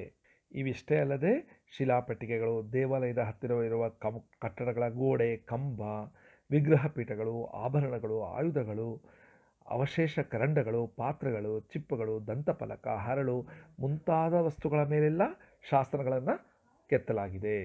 ಮರದ ಪೆಟ್ಟಿಗೆಗಳ ಮೇಲೆ ಮಸಿಯಲ್ಲಿ ಬರೆಯುವ ಶಾಸನಗಳು ಸಿಕ್ಕಿವೆ. ಜೇಡಿಮಣ್ಣು, ಇಟ್ಟಿಗೆಗಳ ಮೇಲೆ ಶಾಸನಗಳು ಮುದ್ರಿತವಾಗಿವೆ. ಚೀನಾದಲ್ಲಿ ಮೂಳೆಗಳ ಮೇಲೆ ಶಾಸನಗಳು ಸಹ ಬರೆದಿದೆ ಎನ್ನಲಾಗಿದೆ. ಕರ್ನಾಟಕದಲ್ಲಿ ಶಿಲೆ, ಸ್ತಂಭಗಳು, ದೇವಸ್ಥಾನದ ಗೋಡೆಗಳು, ವಿಗ್ರಹ ಪೀಠಗಳು, ಪಾತ್ರಗಳು, ತಾಮ್ರಪಟಗಳು ಇವುಗಳ ಮೇಲೆ ಶಾಸನಗಳು ಸಿಕ್ಕಿವೆ. ಈಗ ಪ್ಲೀಟ್ ಅವರ ವರ್ಗೀಕರಣ ವಿಧಾನ ನೋಡೋಣ. ಶಾಸನಗಳನ್ನು ವಿಷಯದ ಅನುಗುಣವಾಗಿ ಪ್ಲೀಟರ್ ವರ್ಗೀಕರಣವನ್ನು ಮಾಡಿದ್ದಾರೆ. ಯಾವ್ಯಾವುದದು ಅಂದರೆ 4 ಬಗೆಯ ಶಾಸನಗಳು. ಒಂದನೇದು ಕೇವಲ ಘಟನೆಗಳನ್ನು ನಿರೂಪಿಸುವ ಶಾಸನಗಳು. ಎರಡನೆಯದು ಧಾರ್ಮಿಕವಾದ ಉದ್ದೇಶವುಳ್ಳ ಶಾಸನಗಳು. ಮೂರನೇದು ಧಾರ್ಮಿಕ ದತ್ತಿಗಳನ್ನು ಹೇಳುವ ಶಾಸನಗಳು. ನಾಲ್ಕನೇದು ಲೌಕಿಕ ದಾನಗಳನ್ನು ಹೇಳುವ ಶಾಸನಗಳು. ಇವು 4 ಬಗೆಯ ವಿಷಯದ ಅನುಗುಣವಾಗಿ ಪ್ಲೀಟರ್ ಮಾಡಿರುವ ಶಾಸನಗಳು. ಈ ಮೊದಲನೆಯ ಬಗೆಯಾದ ಘಟನೆಗಳನ್ನು ನಿರೂಪಿಸುವ ಶಾಸನಗಳು ಯಾವ್ಯಾವ ಥರ ಇರುತ್ತೆ ಅಂದರೆ ದಿಗ್ವಿಜಯನ ಹೇಳೋದ್ರ ಬಗ್ಗೆ, ವಂಶಾವಳಿಯನ್ನು ಹೇಳೋದ್ರ ಬಗ್ಗೆ, ಯುದ್ಧಗಳನ್ನು ಗೆದ್ದಿದ್ದನ ಬಗ್ಗೆ ಹೇಳೋದು, ಒಬ್ಬರ ಜೀವನ ವೃತ್ತಾಂತವನ್ನು ಹೇಳೋದು, ಸಾರ್ವಜನಿಕ ಕಾರ್ಯಗಳನ್ನು ಹೇಳೋದು, ಸ್ಮಾರಕಗಳು, ವೀರಗಲ್ಲುಗಳು, ಮಾಸ್ತಿಗಲ್ಲುಗಳು, ಹೀಗೆ ವಿವಿಧ ಘಟನೆಗಳನ್ನು ಹೇಳುವ ಒಂದು ಬಗೆಯ ಶಾಸನಗಳು, ಘಟನೆಗಳನ್ನು ನಿರೂಪಿಸುವ ಶಾಸನಗಳು.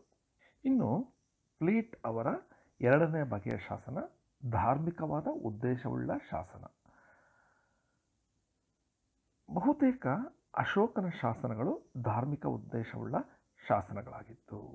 ಅಶೋಕನ ಪ್ರಸ್ತರ ಮತ್ತು ಸ್ತಂಭ ಶಾಸನಗಳು ಧರ್ಮನೀತಿಗಳ ಪ್ರಸಾರಕ್ಕಾಗಿ ರಚಿತವಾದ ಶಾಸನಗಳು. ಅವುಗಳನ್ನು ದಮ್ಮಲಿಪಿಗಳು ಅಂತ ಕರೆಯಲಾಗುತ್ತೆ. ಅತಿ ಪ್ರಾಚೀನವಾದ ಭಾರತೀಯ ಶಾಸನವಾದ ಪಿಪ್ರಹ್ವ ಶಾಸನ ಬುದ್ಧ ಬಾಂಧವರಾದ ಶಾಕ್ಯರ ಸ್ಮೃತಿಯನ್ನು ಕಾಪಿಡುವುದಕ್ಕಾಗಿ ಹುಟ್ಟಿತ್ತು.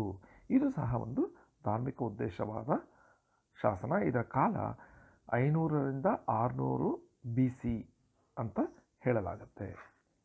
ಶ್ರವಣಬೆಳಗೊಳದ ಬುಕ್ಕರಾಯ ಶಾಸನ ಸಹ ಜೈನರಿಗೂ ವೈಷ್ಣವರಿಗೂ ರಾಜಿ ಮಾಡಿಸಿದ ಬುಕ್ಕರಾಯನ ಒಂದು ಶಾಸನ. ಮತೀಯ ವಿವಾದವನ್ನು ಹೇಗೆ ಪರಿಹರಿಸಿದ ಅನ್ನೋದನ್ನು ಆ ಶಾಸನ ಹೇಳುತ್ತೆ. ಅದನ್ನು ನಾವು ವಿವರವಾಗಿ ಮುಂದೆ ಓದ್ತೀವಿ. ಇನ್ನು ಪ್ಲೀಟ್ ಅವರ ಪ್ರಕಾರ ಮೂರನೆಯ ಬಗೆಯ ಶಾಸನ ಧಾರ್ಮಿಕ ದತ್ತಿಗಳನ್ನು ಹೇಳುವ ಶಾಸನ.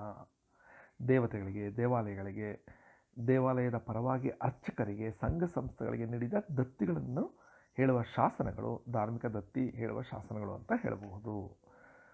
ಹಲವಾರು ಶಾಸನಗಳು ಇದಕ್ಕೆ ಉದಾಹರಣೆಯಾಗಿ ಸಿಗುತ್ತೆ. ನಾವು ಮುಂದೆ ಓದಲಾಗುವ ಅತಕೂರು ಶಾಸನ ಸಹ ಶಿವಾಲಯ ದೇವಾಲಯಕ್ಕೆ ಮಾಡಿದ ಭೂದಾನವನ್ನು ಉಲ್ಲೇಖಿಸುತ್ತೆ. ಇನ್ನು ಫ್ಲೀಟ್ ಅವರ ಕೊನೆಯ ಶಾಸನ ಬಗೆಯಾದ ಲೌಕಿಕ ದಾನಗಳನ್ನು ಹೇಳುವ ಶಾಸನ. ಖಾಸಗಿ ವ್ಯಕ್ತಿಗಳಿಗೆ ನೀಡಿದ ಲೌಕಿಕ ದಾನಗಳನ್ನು ದಾಖಲು ಮಾಡುವ ಶಾಸನಗಳು ಈ ವರ್ಗದಲ್ಲಿ ಬರುತ್ತೆ.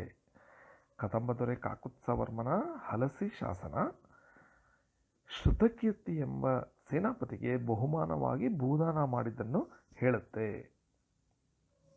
ಅತಕೂರು ಶಾಸನದ ಪೂರಕ ದಾಖಲೆಯಲ್ಲಿ ಇಮ್ಮಡಿ ಭೂತಗನಿಗೆ ರಾಷ್ಟ್ರಕೂಟ ದೊರೆ ಮುಮ್ಮಡಿ ಕೃಷ್ಣ ಪ್ರಾಂತ್ಯಗಳನ್ನು ದಾನ ನೀಡಿದ ವಿಷಯವನ್ನು ಹೇಳಿದೆ.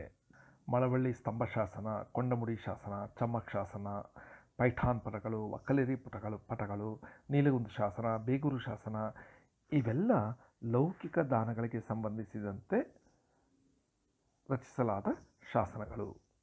ಯೋಧನ ಕತ್ತಿಯನ್ನು ತೊಳೆಯುವ ವಿಧಿಯಾದ ಬಾಳ್ಗಚ್ಚು ಎಂಬ ಒಂದು ವ್ಯವಸ್ಥೆ ಪದ್ಧತಿ ಆಗಿನ ಕಾಲದಲ್ಲಿತ್ತು. ಆ ಸಮಯದಲ್ಲಿ ಖಡ್ಗ ಪ್ರಕ್ಷಾಳನ ಸಮಾರಂಭವನ್ನು ಸಹ ಮಾಡಿ ಅವನಿಗೆ ದತ್ತಿ ಕೊಡುವ ಸಂಬಂಧ ಹಲವಾರು ಶಾಸನಗಳನ್ನು ಸಹ ರಚಿತವಾಗಿವೆ. ಅವನ್ನು ಸಹ ನಾವು ನೋಡಬಹುದು. ಶಾಸನಗಳಲ್ಲಿ ದಾನ ಶಾಸನಗಳ ಸಂಖ್ಯೆಯೇ ಹೆಚ್ಚಾಗಿವೆ. ರಾಜನು ನೀಡಿದ ದಾನಗಳ ಬಗ್ಗೆ ಶಾಸನ ಅಥವಾ ಇತರರು ನೀಡಿದ ದಾನಗಳ ಬಗ್ಗೆ ಸಹ ಹಲವಾರು ಶಾಸನಗಳು ಕಂಡಿದೆ. ಈ ಶಾಸನಗಳಿಂದ ಇತಿಹಾಸ ಮತ್ತು ಚರಿತ್ರೆಯ ಹಲವಾರು ಪುಟಗಳು ಅನಾವರಣವಾಗಿದೆ ಅಂತ ಹೇಳಬಹುದು. ಶಾಸನ ಸಾಮಗ್ರಿಗಳು ಯಾವುದು ಅಂತ ನೋಡೋಣ. ಒಂದು ಶಾಸನ ರಚಿಸಬೇಕಾದ್ರೆ ಯಾವುದ್ರ ಮೇಲೆ ಶಾಸನದ ವಿಷಯನ ಬರಿತಾ ಇದ್ರು? ಲೋಹದ ಮೇಲೆ ಬರಿತಾ ಇದ್ರು, ಶಿಲೆ ಮೇಲೆ ಬರಿತಾ ಇದ್ರು, ಮಣ್ಣಿನ ವಸ್ತುಗಳ ಮೇಲೆ ಬರಿತಾ ಇದ್ರು ಮತ್ತು ಇತರ ಪದಾರ್ಥಗಳಾದ ಸ್ಫಟಿಕ ಮತ್ತು ಚಿಪ್ಪುಗಳ ಮೇಲೆ ಸಹ ಬರಿತಾ ಇದ್ರು. ಮೊದಲನೇದಾಗಿ ಯಾವ ಲೋಹದ ಮೇಲೆ ಶಾಸನ ರಚಿತವಾಗ್ತಾ ಇತ್ತು ಅಂತ ನೋಡೋಣ. ಸಾಮಾನ್ಯವಾಗಿ ತಾಮ್ರದ ಮೇಲೆ ಶಾಸನಗಳು ರಚಿತವಾಗ್ತಾ ಇತ್ತು. ಅದನ್ನು ತಾಮ್ರಪಟ ಅಂತ ಕರೆಯಲಾಗ್ತಿತ್ತು. ರಾಜರು ಮತ್ತು ಸಾಮಂತರು ಕೊಟ್ಟ ದಾನಗಳನ್ನು ಹೇಳುವ ಶಾಸನಗಳು ತಾಮ್ರಪಟಗಳ ಮೇಲೆ ಕಂಡುಬರುತ್ತೆ. ಬಹುತೇಕ ಚಿಕ್ಕ ಆಕಾರದ ಶಾಸನಗಳಿವು ಅಂತ ಹೇಳಬಹುದು. ಈ ದಾನ ಶಾಸನಗಳನ್ನು ಒಳಗೊಂಡ ತಾಮ್ರಪಟಗಳು ಸಂಖ್ಯೆಯಲ್ಲಿ, ಆಕಾರದಲ್ಲಿ, ವಿಷಯದಲ್ಲಿ ಕಾಲಾದೇಶಾನುಗುಣವಾಗಿ ವೈವಿಧ್ಯವಾಗಿವೆ. ಅನೇಕ ತಾಮ್ರಪಟಗಳು ಚಿಕ್ಕವು, ತೆಳುವು, ಹಗುರವೂ ಆಗಿದ್ದರೆ ಕೆಲವು ದೊಡ್ಡವು, ದಪ್ಪವು, ಭಾರವೂ ಆಗಿರ್ತವೆ. ಹಲವಾರು ತಾಮ್ರಪಟಗಳನ್ನು ಕೂಡಿಸಿ ಒಂದು ಶಾಸನ ಕೊರೆಸ್ತಾ ಇರೋ ಒಂದು ಉದಾಹರಣೆಗಳು ಸಹ ಇದೆ. ಈ ತಾಮ್ರ ಶಾಸನಗಳು ಹಕ್ಕಿನ ಪತ್ರಗಳಾಗಿತ್ತು. ಅಷ್ಟೇ ಅಲ್ಲದಿರ ಒಂದು ಕಡೆ ಇರಿಸಲಾದ ತಾಮ್ರಪಟಗಳು ಮತ್ತೊಂದು ಕಡೆ ಸಿಕ್ಕಿರುವ ಉದಾಹರಣೆಗಳಿವೆ.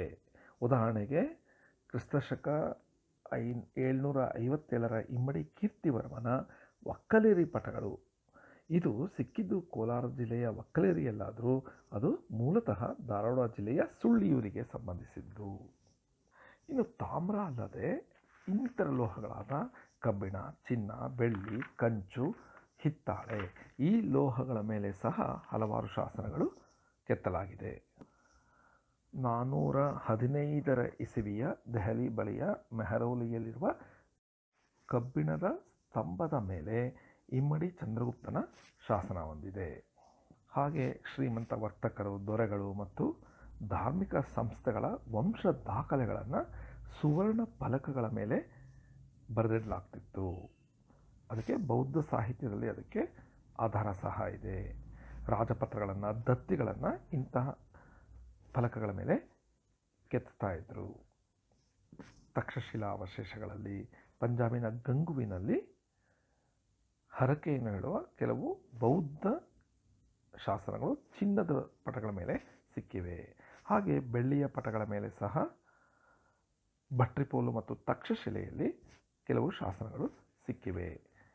ಮತ್ತು ಕಂಚಿನ ಶಾಸನಗಳು ಸಹ ಸಿಕ್ಕಿವೆ.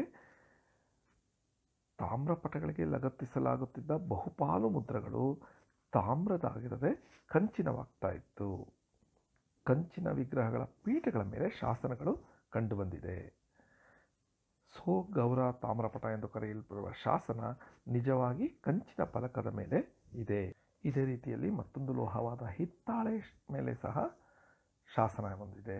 ವರ್ಧಕ್ನಲ್ಲಿರುವ ಸ್ತೂಪವೊಂದರಲ್ಲಿ ಹಿತ್ತಾಳೆಯ ಒಂದು ಅವಶೇಷದ ಕಲಶದ ಮೇಲೆ ಶಾಸನ ಇದೆ. ಕ್ರಿಸ್ತಪೂರ್ವ 6 ಅನ್ನೋದು ಇದರ ಕಾಲ ಅಂತ ಹೇಳಲಾಗಿದೆ. ಇದು ಗಯಾದ ಹತ್ತಿರ ಸಿಕ್ಕಿದ ಬುದ್ಧನ ಹಿತ್ತಾಳೆ ವಿಗ್ರಹವೊಂದರ ಪೀಠದ ಮೇಲೆ ಒಂದು ಶಾಸನ ಇದೆ. ಹೀಗೆ ಲೋಹ ಶಾಸನಗಳು ಅಂದರೆ ತಾಮ್ರದ ಮೇಲೆ ಅಥವಾ ಕಬ್ಬಿಣದ ಮೇಲೆ, ಚಿನ್ನ, ಬೆಳ್ಳಿ, ಕಂಚು, ಹಿತ್ತಾಳೆ ಇವುಗಳ ಮೇಲೆ ಶಾಸನಗಳನ್ನು ಕೆತ್ತಲಾಗಿ ಇವು ಲೋಹ ಶಾಸನಗಳು ಅಂತ ಹೇಳಲಾಗುತ್ತೆ. ಇನ್ನು ಶಾಸನ ಸಾಮಗ್ರಿಯಾದ ಮತ್ತೊಂದು ಪ್ರಮುಖವಾದ ವಸ್ತು ಅಂದರೆ ಶಿಲೆ. ಈ ಒಂದು ಶಾಸನವನ್ನು ಚಿರಶಾಸನವನ್ನಾಗಿ ಮಾಡೋದಕ್ಕೋಸ್ಕರ ಶಿಲೆಯ ಮೇಲೆ ಶಾಸನವನ್ನು ಕೆತ್ತಿಸ್ತಾ ಇದ್ದರು. ಅದರಲ್ಲೂ ಪ್ರಧಾನವಾಗಿ ಬಂಡೆಗಳು, ಸ್ತಂಭಗಳು, ಅವಶೇಷ ಪಾತ್ರೆಗಳು, ಸ್ತೂಪದ ಹೊರಭಾಗಗಳು, ಗುಹೆಗಳು, ಪ್ರತಿಮೆಗಳು ಮತ್ತು ಪಟ್ಟಿಕೆಗಳ ಮೇಲೆ ಶಾಸನಗಳನ್ನು ಕಾಣಬಹುದು. ಬಂಡೆ ಶಾಸನಗಳಿಗೆ ಅಶೋಕ ಶಾಸನಗಳು ಬಹಳ ಪ್ರಸಿದ್ಧವಾದದ್ದು. ಅಶೋಕ ಶಾಸನಗಳು ಬರೀ ಬಂಡೆಗಳ ಮೇಲೆ ಅಲ್ಲದೆ ಸ್ತಂಭಗಳ ಮೇಲೆ ಸಹ ಕಾಣುತ್ತೆ. ಧ್ವಜಸ್ತಂಭ, ಜಯಸ್ತಂಭ, ಕೀರ್ತಿಸ್ತಂಭ, ಯೂಪಸ್ತಂಭಗಳ ಮೇಲೆ ಅಶೋಕನ ಶಾಸನಗಳು ಕಂಡುಬಂದಿವೆ. ಅಶೋಕನ 7 ಸುಪ್ರಸಿದ್ಧ ಸ್ತಂಭ ಶಾಸನಗಳು ಅಲಹಾಬಾದ್, ದೆಹಲಿ, ರಾಧಿಯಾ, ಮಥಿಯಾ, ರಾಂಪುರ್ವ ಈ ಸ್ಥಳಗಳಲ್ಲಿ ಸಿಕ್ಕಿದೆ. ಇನ್ನು ಅವಶೇಷ ಪಾತ್ರಗಳಲ್ಲಿ ಶಾಸನಗಳನ್ನು ಕೆತ್ತಲಾಗಿತ್ತು. ಸುಮಾರು 500ರಿಂದ 600 ಕ್ರಿಸ್ತಪೂರ್ವ ಈ ಸಮಯದ ಸ್ತೂಪಗಳಲ್ಲಿ, ಬೌದ್ಧ ಸ್ತೂಪಗಳಲ್ಲಿ ಅಲ್ಲಿರುವ ಅವಶೇಷ ಪಾತ್ರಗಳ ಮೇಲೆ ಶಾಸನಗಳನ್ನು ಕಾಣಲಾಗಿದೆ. ಇವು ಉಪಲಬ್ಧ ಭಾರತೀಯ ಶಾಸನಗಳಲ್ಲಿ ಪ್ರಾಚೀನತಮವಾದದ್ದು ಅಂತ ಹೇಳಬಹುದು. ಬುದ್ಧನ ಅವಸಾನವಾದ 1 ಶತಮಾನದ ಒಳಗೆ ಈ ಶಾಸನಗಳನ್ನು ರಚಿಸಲಾಗಿದೆ. ಇನ್ನು ಸ್ತೂಪದ ಹೊರಭಾಗಗಳಲ್ಲೂ ಸಹ ಶಾಸನಗಳನ್ನು ನಿರ್ಮಾಣ ಮಾಡಲಾಗಿದೆ. ಭಾರತ್ನಲ್ಲಿರುವ ಸ್ತೂಪದ ಪೂರ್ವಧಾರದ ಸ್ತಂಭದ ಮೇಲೆ ಒಂದು ಶಾಸನ ಇದೆ. ಇನ್ನು ಬಂಗಾಳದ ವಾರಾಭರದಲ್ಲಿ ನಾಗಾರ್ಜುನ ಬೆಟ್ಟಗಳ ಗುಹೆಗಳಲ್ಲಿ ಹಲವಾರು ಶಾಸನಗಳನ್ನು ಕೆತ್ತಲಾಗಿದೆ. ಇವು ಗುಹಾ ಶಾಸನಗಳಿಗೆ ಉದಾಹರಣೆ. ಇನ್ನು ಪ್ರತಿಮೆಗಳ, ಪೀಠಗಳ ಮುಂತಾದ ಭಾಗಗಳ ಮೇಲೆ ಶಾಸನಗಳು ಕಂಡುಬಂದಿದೆ. ಉದಾಹರಣೆಗೆ ಬುದ್ಧಗಯೆಯಲ್ಲಿ ಬುದ್ಧನ ವಿಗ್ರಹದ ಬುಡದಲ್ಲಿರುವ ತುರಾಮಲನೆಂಬ ದೊರೆಯ ಕ್ರಿಸ್ತಶಕ 2 ಅಥವಾ 8ರ ಶಾಸನ ಸಿಕ್ಕಿದೆ. ಇನ್ನು ಪಟ್ಟಿಕೆಗಳು, ವಿಶೇಷವಾಗಿ ಸಿದ್ಧಗೊಳಿಸಲಾದ ಫಲಕಗಳ ಮತ್ತು ಪಟ್ಟಿಕೆಗಳ ಮೇಲೆ ವೀರಶಾಸನಗಳು, ಮಹಾಶತಿ ಶಾಸನಗಳು ಅಂದರೆ ಮಾಸ್ತಿಕಲ್ಲುಗಳು ಸಹ ಕಂಡುಬಂದಿವೆ. ದೇವಾಲಯಗಳ ಗೋಡೆ, ತೊಲೆ, ಕಂಬ ಮುಂತಾದ ಭಾಗಗಳಲ್ಲೂ ಸಹ ಶಾಸನಗಳನ್ನು ಕೆತ್ತಲಾಗಿದೆ. ಇನ್ನು ಶಾಸನ ಸಾಮಗ್ರಿಗಳಲ್ಲಿ ನಾವು ಲೋಹ ನೋಡಿದ್ವಿ, ಶಿಲೆ ನೋಡಿದ್ವಿ. ಈಗ ಮಣ್ಣಿನ ವಸ್ತುಗಳು, ಉದಾಹರಣೆಗೆ ಇಟ್ಟಿಗೆಗಳ ಮೇಲೆ ಶಾಸನವನ್ನು ಕೊರೆಯಲಾಗಿದೆ. ಪಾತ್ರೆಗಳ ಮೇಲೆ, ಮಣ್ಣಿನ ಪಾತ್ರೆಗಳ ಮೇಲೆ ಶಾಸನಗಳನ್ನು ಕೊರೆಯಲಾಗಿದೆ. ಜೇಡಿ ಮಣ್ಣಿನ ಪಟ್ಟಿಕೆಗಳ ಮೇಲೆ ಹಲವಾರು ಶಾಸನಗಳು ಬರೆದಿರೋದನ್ನು ಕಾಣಬಹುದು. ಇವೆಲ್ಲ ಬಹುತೇಕ ಬೌದ್ಧರ ಸಮಯದ ಶಾಸನಗಳು. ಇನ್ನು ಜೇಡಿ ಮಣ್ಣಿನ ಮುದ್ರೆಗಳ ಮೇಲೆ ಮುದ್ರೆಗಳ ರೂಪದಲ್ಲಿ ಶಾಸನಗಳು ಸಿಕ್ಕಿವೆ. ಪಂಜಾಬಿನ ಸೆನೆತ್ನಲ್ಲಿ, ಬಂಗಾಳದ ಬಸಾರ್ನಲ್ಲಿ, ಕಾಸಿಯಾದಲ್ಲಿ ಬೌದ್ಧ ಧರ್ಮಕ್ಕೆ ಸಂಬಂಧಿಸಿದ ಜೇಡಿಮಣ್ಣಿನ ಮುದ್ರೆಗಳ ಸಂಗ್ರಹ ಸಿಕ್ಕಿದೆ. ಇವು ಸುಮಾರು ಕ್ರಿಸ್ತಶಕ 400ಕ್ಕಿಂತ ಹಿಂದಿನದು ಅಂತ ಹೇಳಲಾಗುತ್ತೆ. ಇನ್ನು ಹರಪ್ಪ, ಮೊಹೆಂಜೊದಾರೋದಲ್ಲಿ ಸಿಕ್ಕಿದ ಮಣ್ಣಿನ ಮುದ್ರೆಗಳನ್ನು ಸಹ ನಾವು ಗಮನಿಸಿದ್ರೆ ಇವು ಬಹು ಪ್ರಾಚೀನವಾದ ಶಾಸನ ಅಂತ ಹೇಳ್ಬೋದು. ಆದರೆ ಅವುಗಳ ಮೇಲಿನ ಲಿಪಿಯನ್ನು ಇನ್ನೂ ನಮಗೆ ಓದೋದಕ್ಕೆ ಆಗಿಲ್ಲ. ಇನ್ನು ಶಾಸನಕ್ಕಾಗಿ ಬಳಸಲಾಗುತ್ತಿದ್ದ ಇತರ ಸಾಮಗ್ರಿಗಳು ಯಾವ್ಯಾವುದು ಅಂದರೆ ಸ್ಫಟಿಕ. ಅದು ಶಾಸನಕ್ಕೆ ಅನುಕೂಲವಾದದಲ್ಲ, ಆದರೂ ಸಹ ಒಂದೇ ಒಂದು ಶಾಸನ ಸ್ಫಟಿಕದ ಮೇಲೆ ಸಿಕ್ಕಿದೆ. ಭಟ್ರಿಪೋಲುವಿನ ಬೌದ್ಧ ಸ್ತೂಪವೊಂದರ ಅವಶೇಷದಲ್ಲಿ ಸಿಕ್ಕಿದ ಷಣ್ಮುಖ ಸ್ಫಟಿಕ ಖಂಡವೊಂದರ ಮೇಲೆ ಒಂದು ಶಾಸನವನ್ನು ಬರೆಯಲಾಗಿದೆ. ಇನ್ನು ಚಿಪ್ಪುಗಳ ಮೇಲೆ ಶಂಖದ ಚಿಪ್ಪು, ಅದರ ಮೇಲೆ ಸಹ ಒಂದು ಶಾಸನಗಳನ್ನು ಕೆಲವೊಂದು ಕಡೆ ಬರೆಯಲಾಗಿದೆ.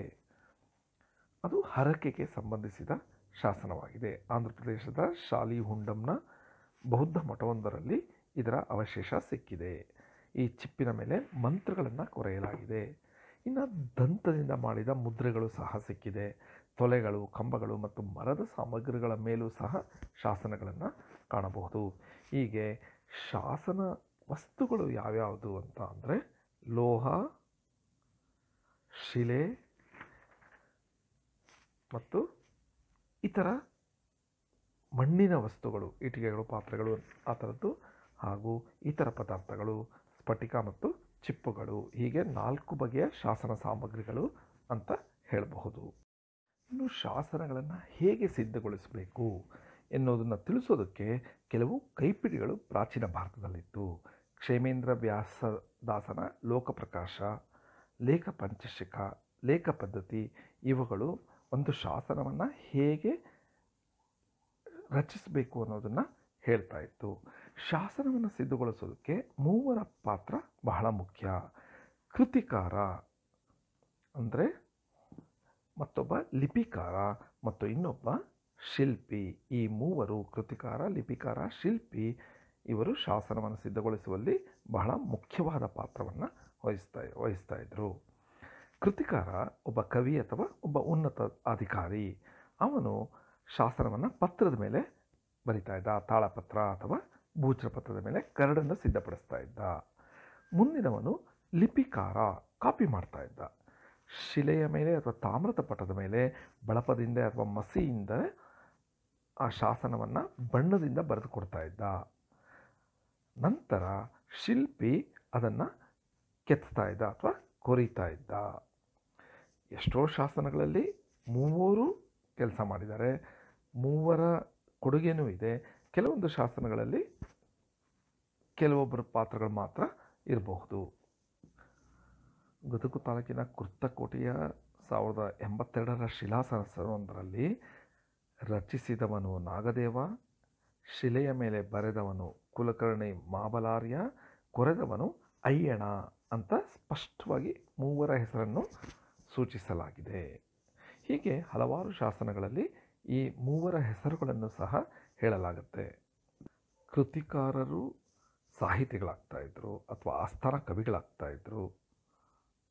ಅದನ್ನು ಶಿಲೆಗಳು ಅಥವಾ ಪಟಗಳ ಮೇಲೆ ಕಾಪಿ ಮಾಡ್ತಾ ಇದ್ದಿದ್ದು ಲಿಪಿಕಾರರು, ಅವರಿಗೆ ಕರ್ಣಿಕ ಅಂತ ಕರೀತಾಯಿದ್ರು. ಆದರೆ ಅದನ್ನು ಶಿಲೆಯ ಮೇಲೆ ಕೆತ್ತುತ್ತಿದ್ದವನು ಶಿಲ್ಪಿ. ಅದು ಒಂದು ಕಲೆ. ಶಿಲ್ಪಿಗೆ ಅಪಾರವಾದ ಮಹತ್ವ ಇತ್ತು. ಅವರನ್ನು ಸಾಮಾನ್ಯವಾಗಿ ಆಚಾರಿ, ಓಜ ಅಂತ ಕರೀತಾಯಿದ್ರು. ಶಿಲ್ಪಶಾಸ್ತ್ರ ಪಾರಂಗತರಾದ ಈ ರೂವಾರಿಗಳು ತಮ್ಮನ್ನು ಸರಸ್ವತಿ ಗಣದಾಸಿಗಳು ಅಂತ ಕರೆದುಕೊಳ್ತಾ ಇದ್ದರು. ವಿಶ್ವಕರ್ಮ ಇವರ ಆದಿದೈವ. ಕರ್ನಾಟಕದಲ್ಲೂ ಅಷ್ಟೇ ಒಂದು ವಿಶ್ವಕರ್ಮ ಅನ್ನುವ ಸಮುದಾಯವೇ ಇದೆ. ಅನೇಕ ಶಾಸನಗಳಲ್ಲಿ ಚಿತ್ರಗಳನ್ನು ನೋಡಬಹುದು. ಕೆಲವು ಶಾಸನಗಳಲ್ಲಿ ದೇವತಾ ಚಿತ್ರಗಳನ್ನು, ಮಂಗಳ ಚಿಹ್ನಗಳನ್ನು, ಶಿವಲಿಂಗ, ನಂದಿ, ಜೈನ ಶಾಸನವಾದರೆ ಅರ್ಹಂತ, ವೈಷ್ಣವ ಶಾಸನವಾದರೆ ಶಂಖ ಚಕ್ರಾದಿ ಚಿಹ್ನೆಗಳು, ಗಜಲಕ್ಷ್ಮಿ, ಗರುಡ, ಮೀನು, ಸೂರ್ಯ, ಚಕ್ರ ಮುಂತಾದ ಚಿಹ್ನೆಗಳು ಸಹ ಕಂಡುಬರ್ತಾ ಇತ್ತು.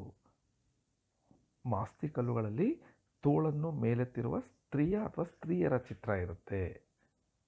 ಕೇವಲ ಎತ್ತಿದ ತೋಳುಗಳನ್ನು ಮಾತ್ರ ಚಿತ್ರಿಸಿರುವ ಹಲವಾರು ಮಾಸ್ತಿ ಕಲ್ಲುಗಳು ಸಹ ಇದೆ. ಇದನ್ನು ವ್ಯಾಸನ ತೋಳು ಅಂತ ಕರೀತಾ ಇದ್ರು. ಸಹಗಮನ ಮಾಡಿದವರು ಸ್ವರ್ಗ ಸೇರಿದ್ರು ಅನ್ನೋದು ಇದು ಸೂಚಿಸುತ್ತೆ. ಕೆಲವು ಮಾಸ್ತಿ ಕಲ್ಲುಗಳಲ್ಲಿ ಮಹಾಸತಿಯ ಗಂಡನ ಚಿತ್ರವೂ ಸಹ ಇರ್ತಾ ಇತ್ತು. ವೀರಗಲ್ಲುಗಳಲ್ಲಿ ಸಾಮಾನ್ಯವಾಗಿ 3 ಭಾಗ ಇರುತ್ತೆ. ಕೆಳಗಿನ ಭಾಗದಲ್ಲಿ ವೀರನು ಹೋರಾಟದಲ್ಲಿ ತೊಡಗಿರೋದು, ಮಧ್ಯಭಾಗದಲ್ಲಿ ಅವನನ್ನು ದೇವತೆಗಳು ಸ್ವರ್ಗಕ್ಕೆ ಒಯ್ತಾ ಇರೋದು ಮತ್ತು ಮೇಲ್ಭಾಗದಲ್ಲಿ ಅವನು ಭಗವತ್ ಸನ್ನಿಧಿಯಲ್ಲಿರೋದನ್ನು ಚಿತ್ರಿಸಲಾಗ್ತಾ ಇತ್ತು. ಎಷ್ಟೋ ಬಾರಿ ಶಾಸನಗಳಲ್ಲಿ ಲಿಪಿಕಾರ ಯಾವುದಾದ್ರೂ ಒಂದು ಅಕ್ಷರವನ್ನು ಬರೆದೇ ಬಿಟ್ಟಿದ್ರೆ ಅದನ್ನು ಕೆಳಗೆ ಬರೆದು ಅದಕ್ಕೊಂದು ಸೂಚನೆಯನ್ನು ಸ್ವಸ್ತಿಕ, ಹಂಸಪಾದ ಆ ಥರದ ಚಿಹ್ನೆಗಳಿಂದ ಸೂಚಿಸಲಾಗ್ತಾ ಇತ್ತು. ಹಳೆಯದಾದ ಮತ್ತು ನಿರುಪಯುಕ್ತವಾದ ತಾಮ್ರಪಟಗಳನ್ನು ಕರಗಿಸಿ ಹೊಸ ಪಟಗಳನ್ನು ತಯಾರಿಸ್ತಾ ಇದ್ದರು. ಒಮ್ಮೊಮ್ಮೆ 2ಕ್ಕಿಂತ ಹೆಚ್ಚು ತಾಮ್ರಪಟಗಳು ಒಂದು ಶಾಸನದಲ್ಲಿದ್ದರೆ ಅದಕ್ಕೆ ಸಂಖ್ಯೆಗಳನ್ನು ಹಾಕ್ತಾಯಿದ್ರು, ಪೇಜ್ ನಂಬರ್ಸ್ ಥರ. ಶಾಸನಗಳ ಸಂರಕ್ಷಣೆ ಬಗ್ಗೆ ಕೆಲವೊಂದು ವಿಷಯಗಳನ್ನು ತಿಳ್ಕೊಳ್ಳೋಣ. ದಾನ ಪಡೆದವ ಮತ್ತು ಅವನ ವಂಶಜರ ಪಾಲಿಗೆ ತಾಮ್ರ ಶಾಸನಗಳು ಅತ್ಯಮೂಲ್ಯ ದಾಖಲೆಗಳಾಗಿತ್ತು. ಅವು ಕಳೆದು ಹೋದರೆ ಅಥವಾ ನಾಶಗೊಂಡ್ರೆ ಅವರು ತಮ್ಮ ಹಕ್ಕುಗಳನ್ನು ಕಳೆದುಕೊಳ್ತಾ ಇದ್ದರು. ಈಗ ನಾವೇನಾದರೂ ನಮ್ಮ ರಿಜಿಸ್ಟ್ರೇಷನ್ ಪೇಪರ್ಸ್ ಕಳ್ಕೊಂಡ್ಬಿಟ್ರೆ ನಮ್ಮ ಆಸ್ತಿಗೆ ಪುರಾವೆನೇ ಇರೋದಿಲ್ಲ. ಈಗ ಹಲವಾರು ರೀತಿಗಳಲ್ಲಿ ಅದನ್ನು ರಿಕವರ್ ಮಾಡಬಹುದು. ಆದರೆ ಆಗಿನ ಕಾಲದಲ್ಲಿ ದಾಖಲೆ ಹೋದರೆ ಆಸ್ತಿಯ ಯಜಮಾನತ್ವ ಸಹ ಹೊರಟೋಗ್ತಾ ಇತ್ತು. ಈಗಲೂ ಅಷ್ಟೇ, ಒರಿಜಿನಲ್ ಪೇಪರ್ಸ್ ಇಲ್ಲ ಅಂದರೆ ಯಾವುದೇ ಒಂದು ಆಸ್ತಿಗೆ ಬೆಲೆ ಸಹ ಕಡಿಮೆ ಆಗಿಬಿಡುತ್ತೆ. ಆ ಥರ ಗುಹೆಯಲ್ಲಿ ವಾಸಿಸುತ್ತಿದ್ದ ಸನ್ಯಾಸಿಗಳು ತಮಗೆ ಬಂದ ದಾನಗಳಿಗೆ ಸಂಬಂಧಿಸಿದ ತಾಮ್ರ ಶಾಸನಗಳನ್ನು ಗುಹಾ ಭಿತ್ತಿಗಳ ಮೇಲೆ ಕೆತ್ತಿ ನಕಲು ಮಾಡ್ತಾಯಿದ್ರು. ತಾಮ್ರಪಟಗಳು ಕಳೆದು ಹೋದರೂ ಸಹ ಅದು ಗುಹೆಯ ಮೇಲೆ ಶಾಶ್ವತವಾಗಿ ಇರ್ತಾಯಿತ್ತು. ಎಷ್ಟೋ ಸಲ ಈ ತಾಮ್ರಪಟಗಳನ್ನು ಸಂರಕ್ಷಿಸಲು ಅವರ ವಂಶಸ್ಥರ ಮನೆಯ ಗೋಡೆಗಳಲ್ಲಿ ಅಥವಾ ಅಡಿಪಾಯಗಳಲ್ಲಿ ಹುದುಗಿಸಿ ಇಡಲಾಗ್ತಾ ಇತ್ತು. ಅನೇಕ ಕಡೆ ತಾಮ್ರಪಟಗಳನ್ನು ದಾನ ಕೊಟ್ಟ ಭೂಮಿಯಿಂದ ಅಗೆದು ತೆಗೆಯಲಾಗಿದೆ. ಹೀಗೆ ತಾಮ್ರಪಟಗಳನ್ನು ದಾನ ಪಡೆದವರು ವಿವಿಧ ರೀತಿಯಲ್ಲಿ ರಕ್ಷಿಸಿ ಇಟ್ಕೊಳ್ತಾ ಇದ್ದರು. ಹಲವಾರು ಶಾಸನಗಳನ್ನು ಒಟ್ಟೊಟ್ಟಿಗೆ ಸಂರಕ್ಷಿಸಲಾಗಿರ್ತಾ ಇತ್ತು. ಉದಾಹರಣೆಗೆ, ಈಚೆಗೆ ಆಂಧ್ರದ ಶ್ರೀಕಾಕುಳ ಜಿಲ್ಲೆಯ ಅಂಧವಾರು ಗ್ರಾಮದಲ್ಲಿ ಒಂದು ಮರದ ಬುಡದಲ್ಲಿ 4 ತಾಮ್ರ ಶಾಸನಗಳನ್ನು ಒಳಗೊಂಡ ಮಡಿಕೆ ಸಿಕ್ಕಿದೆ. ಈ ಶಾಸನಗಳು ವಿಭಿನ್ನ ಕಾಲಗಳಲ್ಲಿ ಬೇರೆ ಬೇರೆ ವ್ಯಕ್ತಿಗಳಿಗೆ ಕೊಟ್ಟ ದಾಖಲೆಗಳಾಗಿದೆ. ಬಹುಶಃ ಅವುಗಳ ಒಡೆಯರು ತೀರ್ಥಯಾತ್ರೆಗೆ ಹೋಗುವಾಗ ಎಲ್ಲರೂ ಸೇರಿ ಅದನ್ನು ಒಂದು ಕಡೆ ನೆಲದಲ್ಲಿ ಬಚ್ಚಿಟ್ಟಿದ್ದಿರಬಹುದು. ಅದಕ್ಕೆ ಸಂರಕ್ಷಣೆ ಮಾಡೋದಕ್ಕೆ ಈ ರೀತಿ ವಿವಿಧ ರೀತಿಗಳನ್ನು ಉಪಯೋಗಿಸಲಾಗ್ತಿತ್ತು. ಕೆಲವು ಸಂದರ್ಭಗಳಲ್ಲಿ ತಾಮ್ರಪಟಗಳನ್ನು ಶಿಲಾಕರಂಡದೊಳಗೆ ರಕ್ಷಿಸಿಡ್ತಾ ಇದ್ದರು. ಉದಾಹರಣೆಗೆ, ಯಾದವ ಮಹಾದೇವನ ಕಲೆಗಾನ್ ತಾಮ್ರಪಟಗಳನ್ನು ಒಂದು ಕಲ್ಲಿನ ಪೆಟ್ಟಿಗೆಯಿಂದ ತೆಗೆಯಲಾಯಿತು.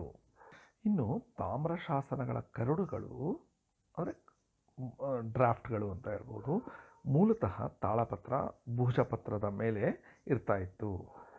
ಈ ಮೂಲಪತ್ರಗಳು ಅಕ್ಷಪಟಲಿಕಾ ಎಂಬ ಅಧಿಕಾರಿಯ ವಶದಲ್ಲಿ ಇರ್ತಾಯಿತ್ತು. ದೊರೆಯ ಅಕ್ಷಪಟಲ ವಿಭಾಗದಲ್ಲಿ ಮೂಲ ದಾಖಲೆಗಳ ಕಚೇರಿಯನ್ನು ಕ್ರಿಸ್ತಶಕ 2ನೇ ಶತಮಾನದ ನಾಸಿಕ್ ಶಾಸನವೊಂದರಲ್ಲಿ ಫಲಕವಾರ ಅಂತ ಕರೆಯಲಾಗಿದೆ. ಈ ಶಾಸನಗಳನ್ನು ಹುಷಾರಾಗಿ ಸಂರಕ್ಷಿಸಿ ಇಡುವವನನ್ನು ಪುಸ್ತಕಪಾಲ ಅಂತ ಒರಿಸ್ಸಾದ ಭೌಮಾಕರ ದೊರೆಗಳ ಶಾಸನಗಳಲ್ಲಿ ಹೇಳಲಾಗಿದೆ.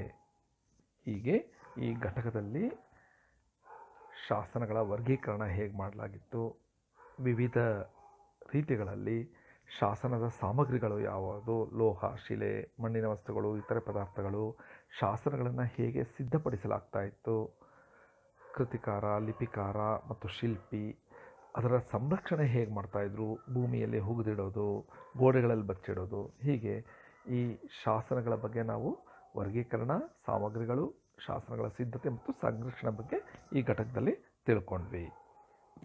ಇಲ್ಲಿಗೆ ಈ ಪತ್ರಿಕೆ 10ರ ಮೊದಲನೆಯ ಸಂಚಿಕೆ ತತ್ವಗಳು ಇದರಲ್ಲಿದ್ದ 4 ಘಟಕಗಳ ಬಗ್ಗೆ ನಾವು ಹಲವಾರು ವಿಷಯಗಳನ್ನು ತಿಳ್ಕೊಂಡ್ವಿ, ಪ್ರಮುಖ ಅಂಶಗಳನ್ನು ತಿಳ್ಕೊಂಡ್ವಿ.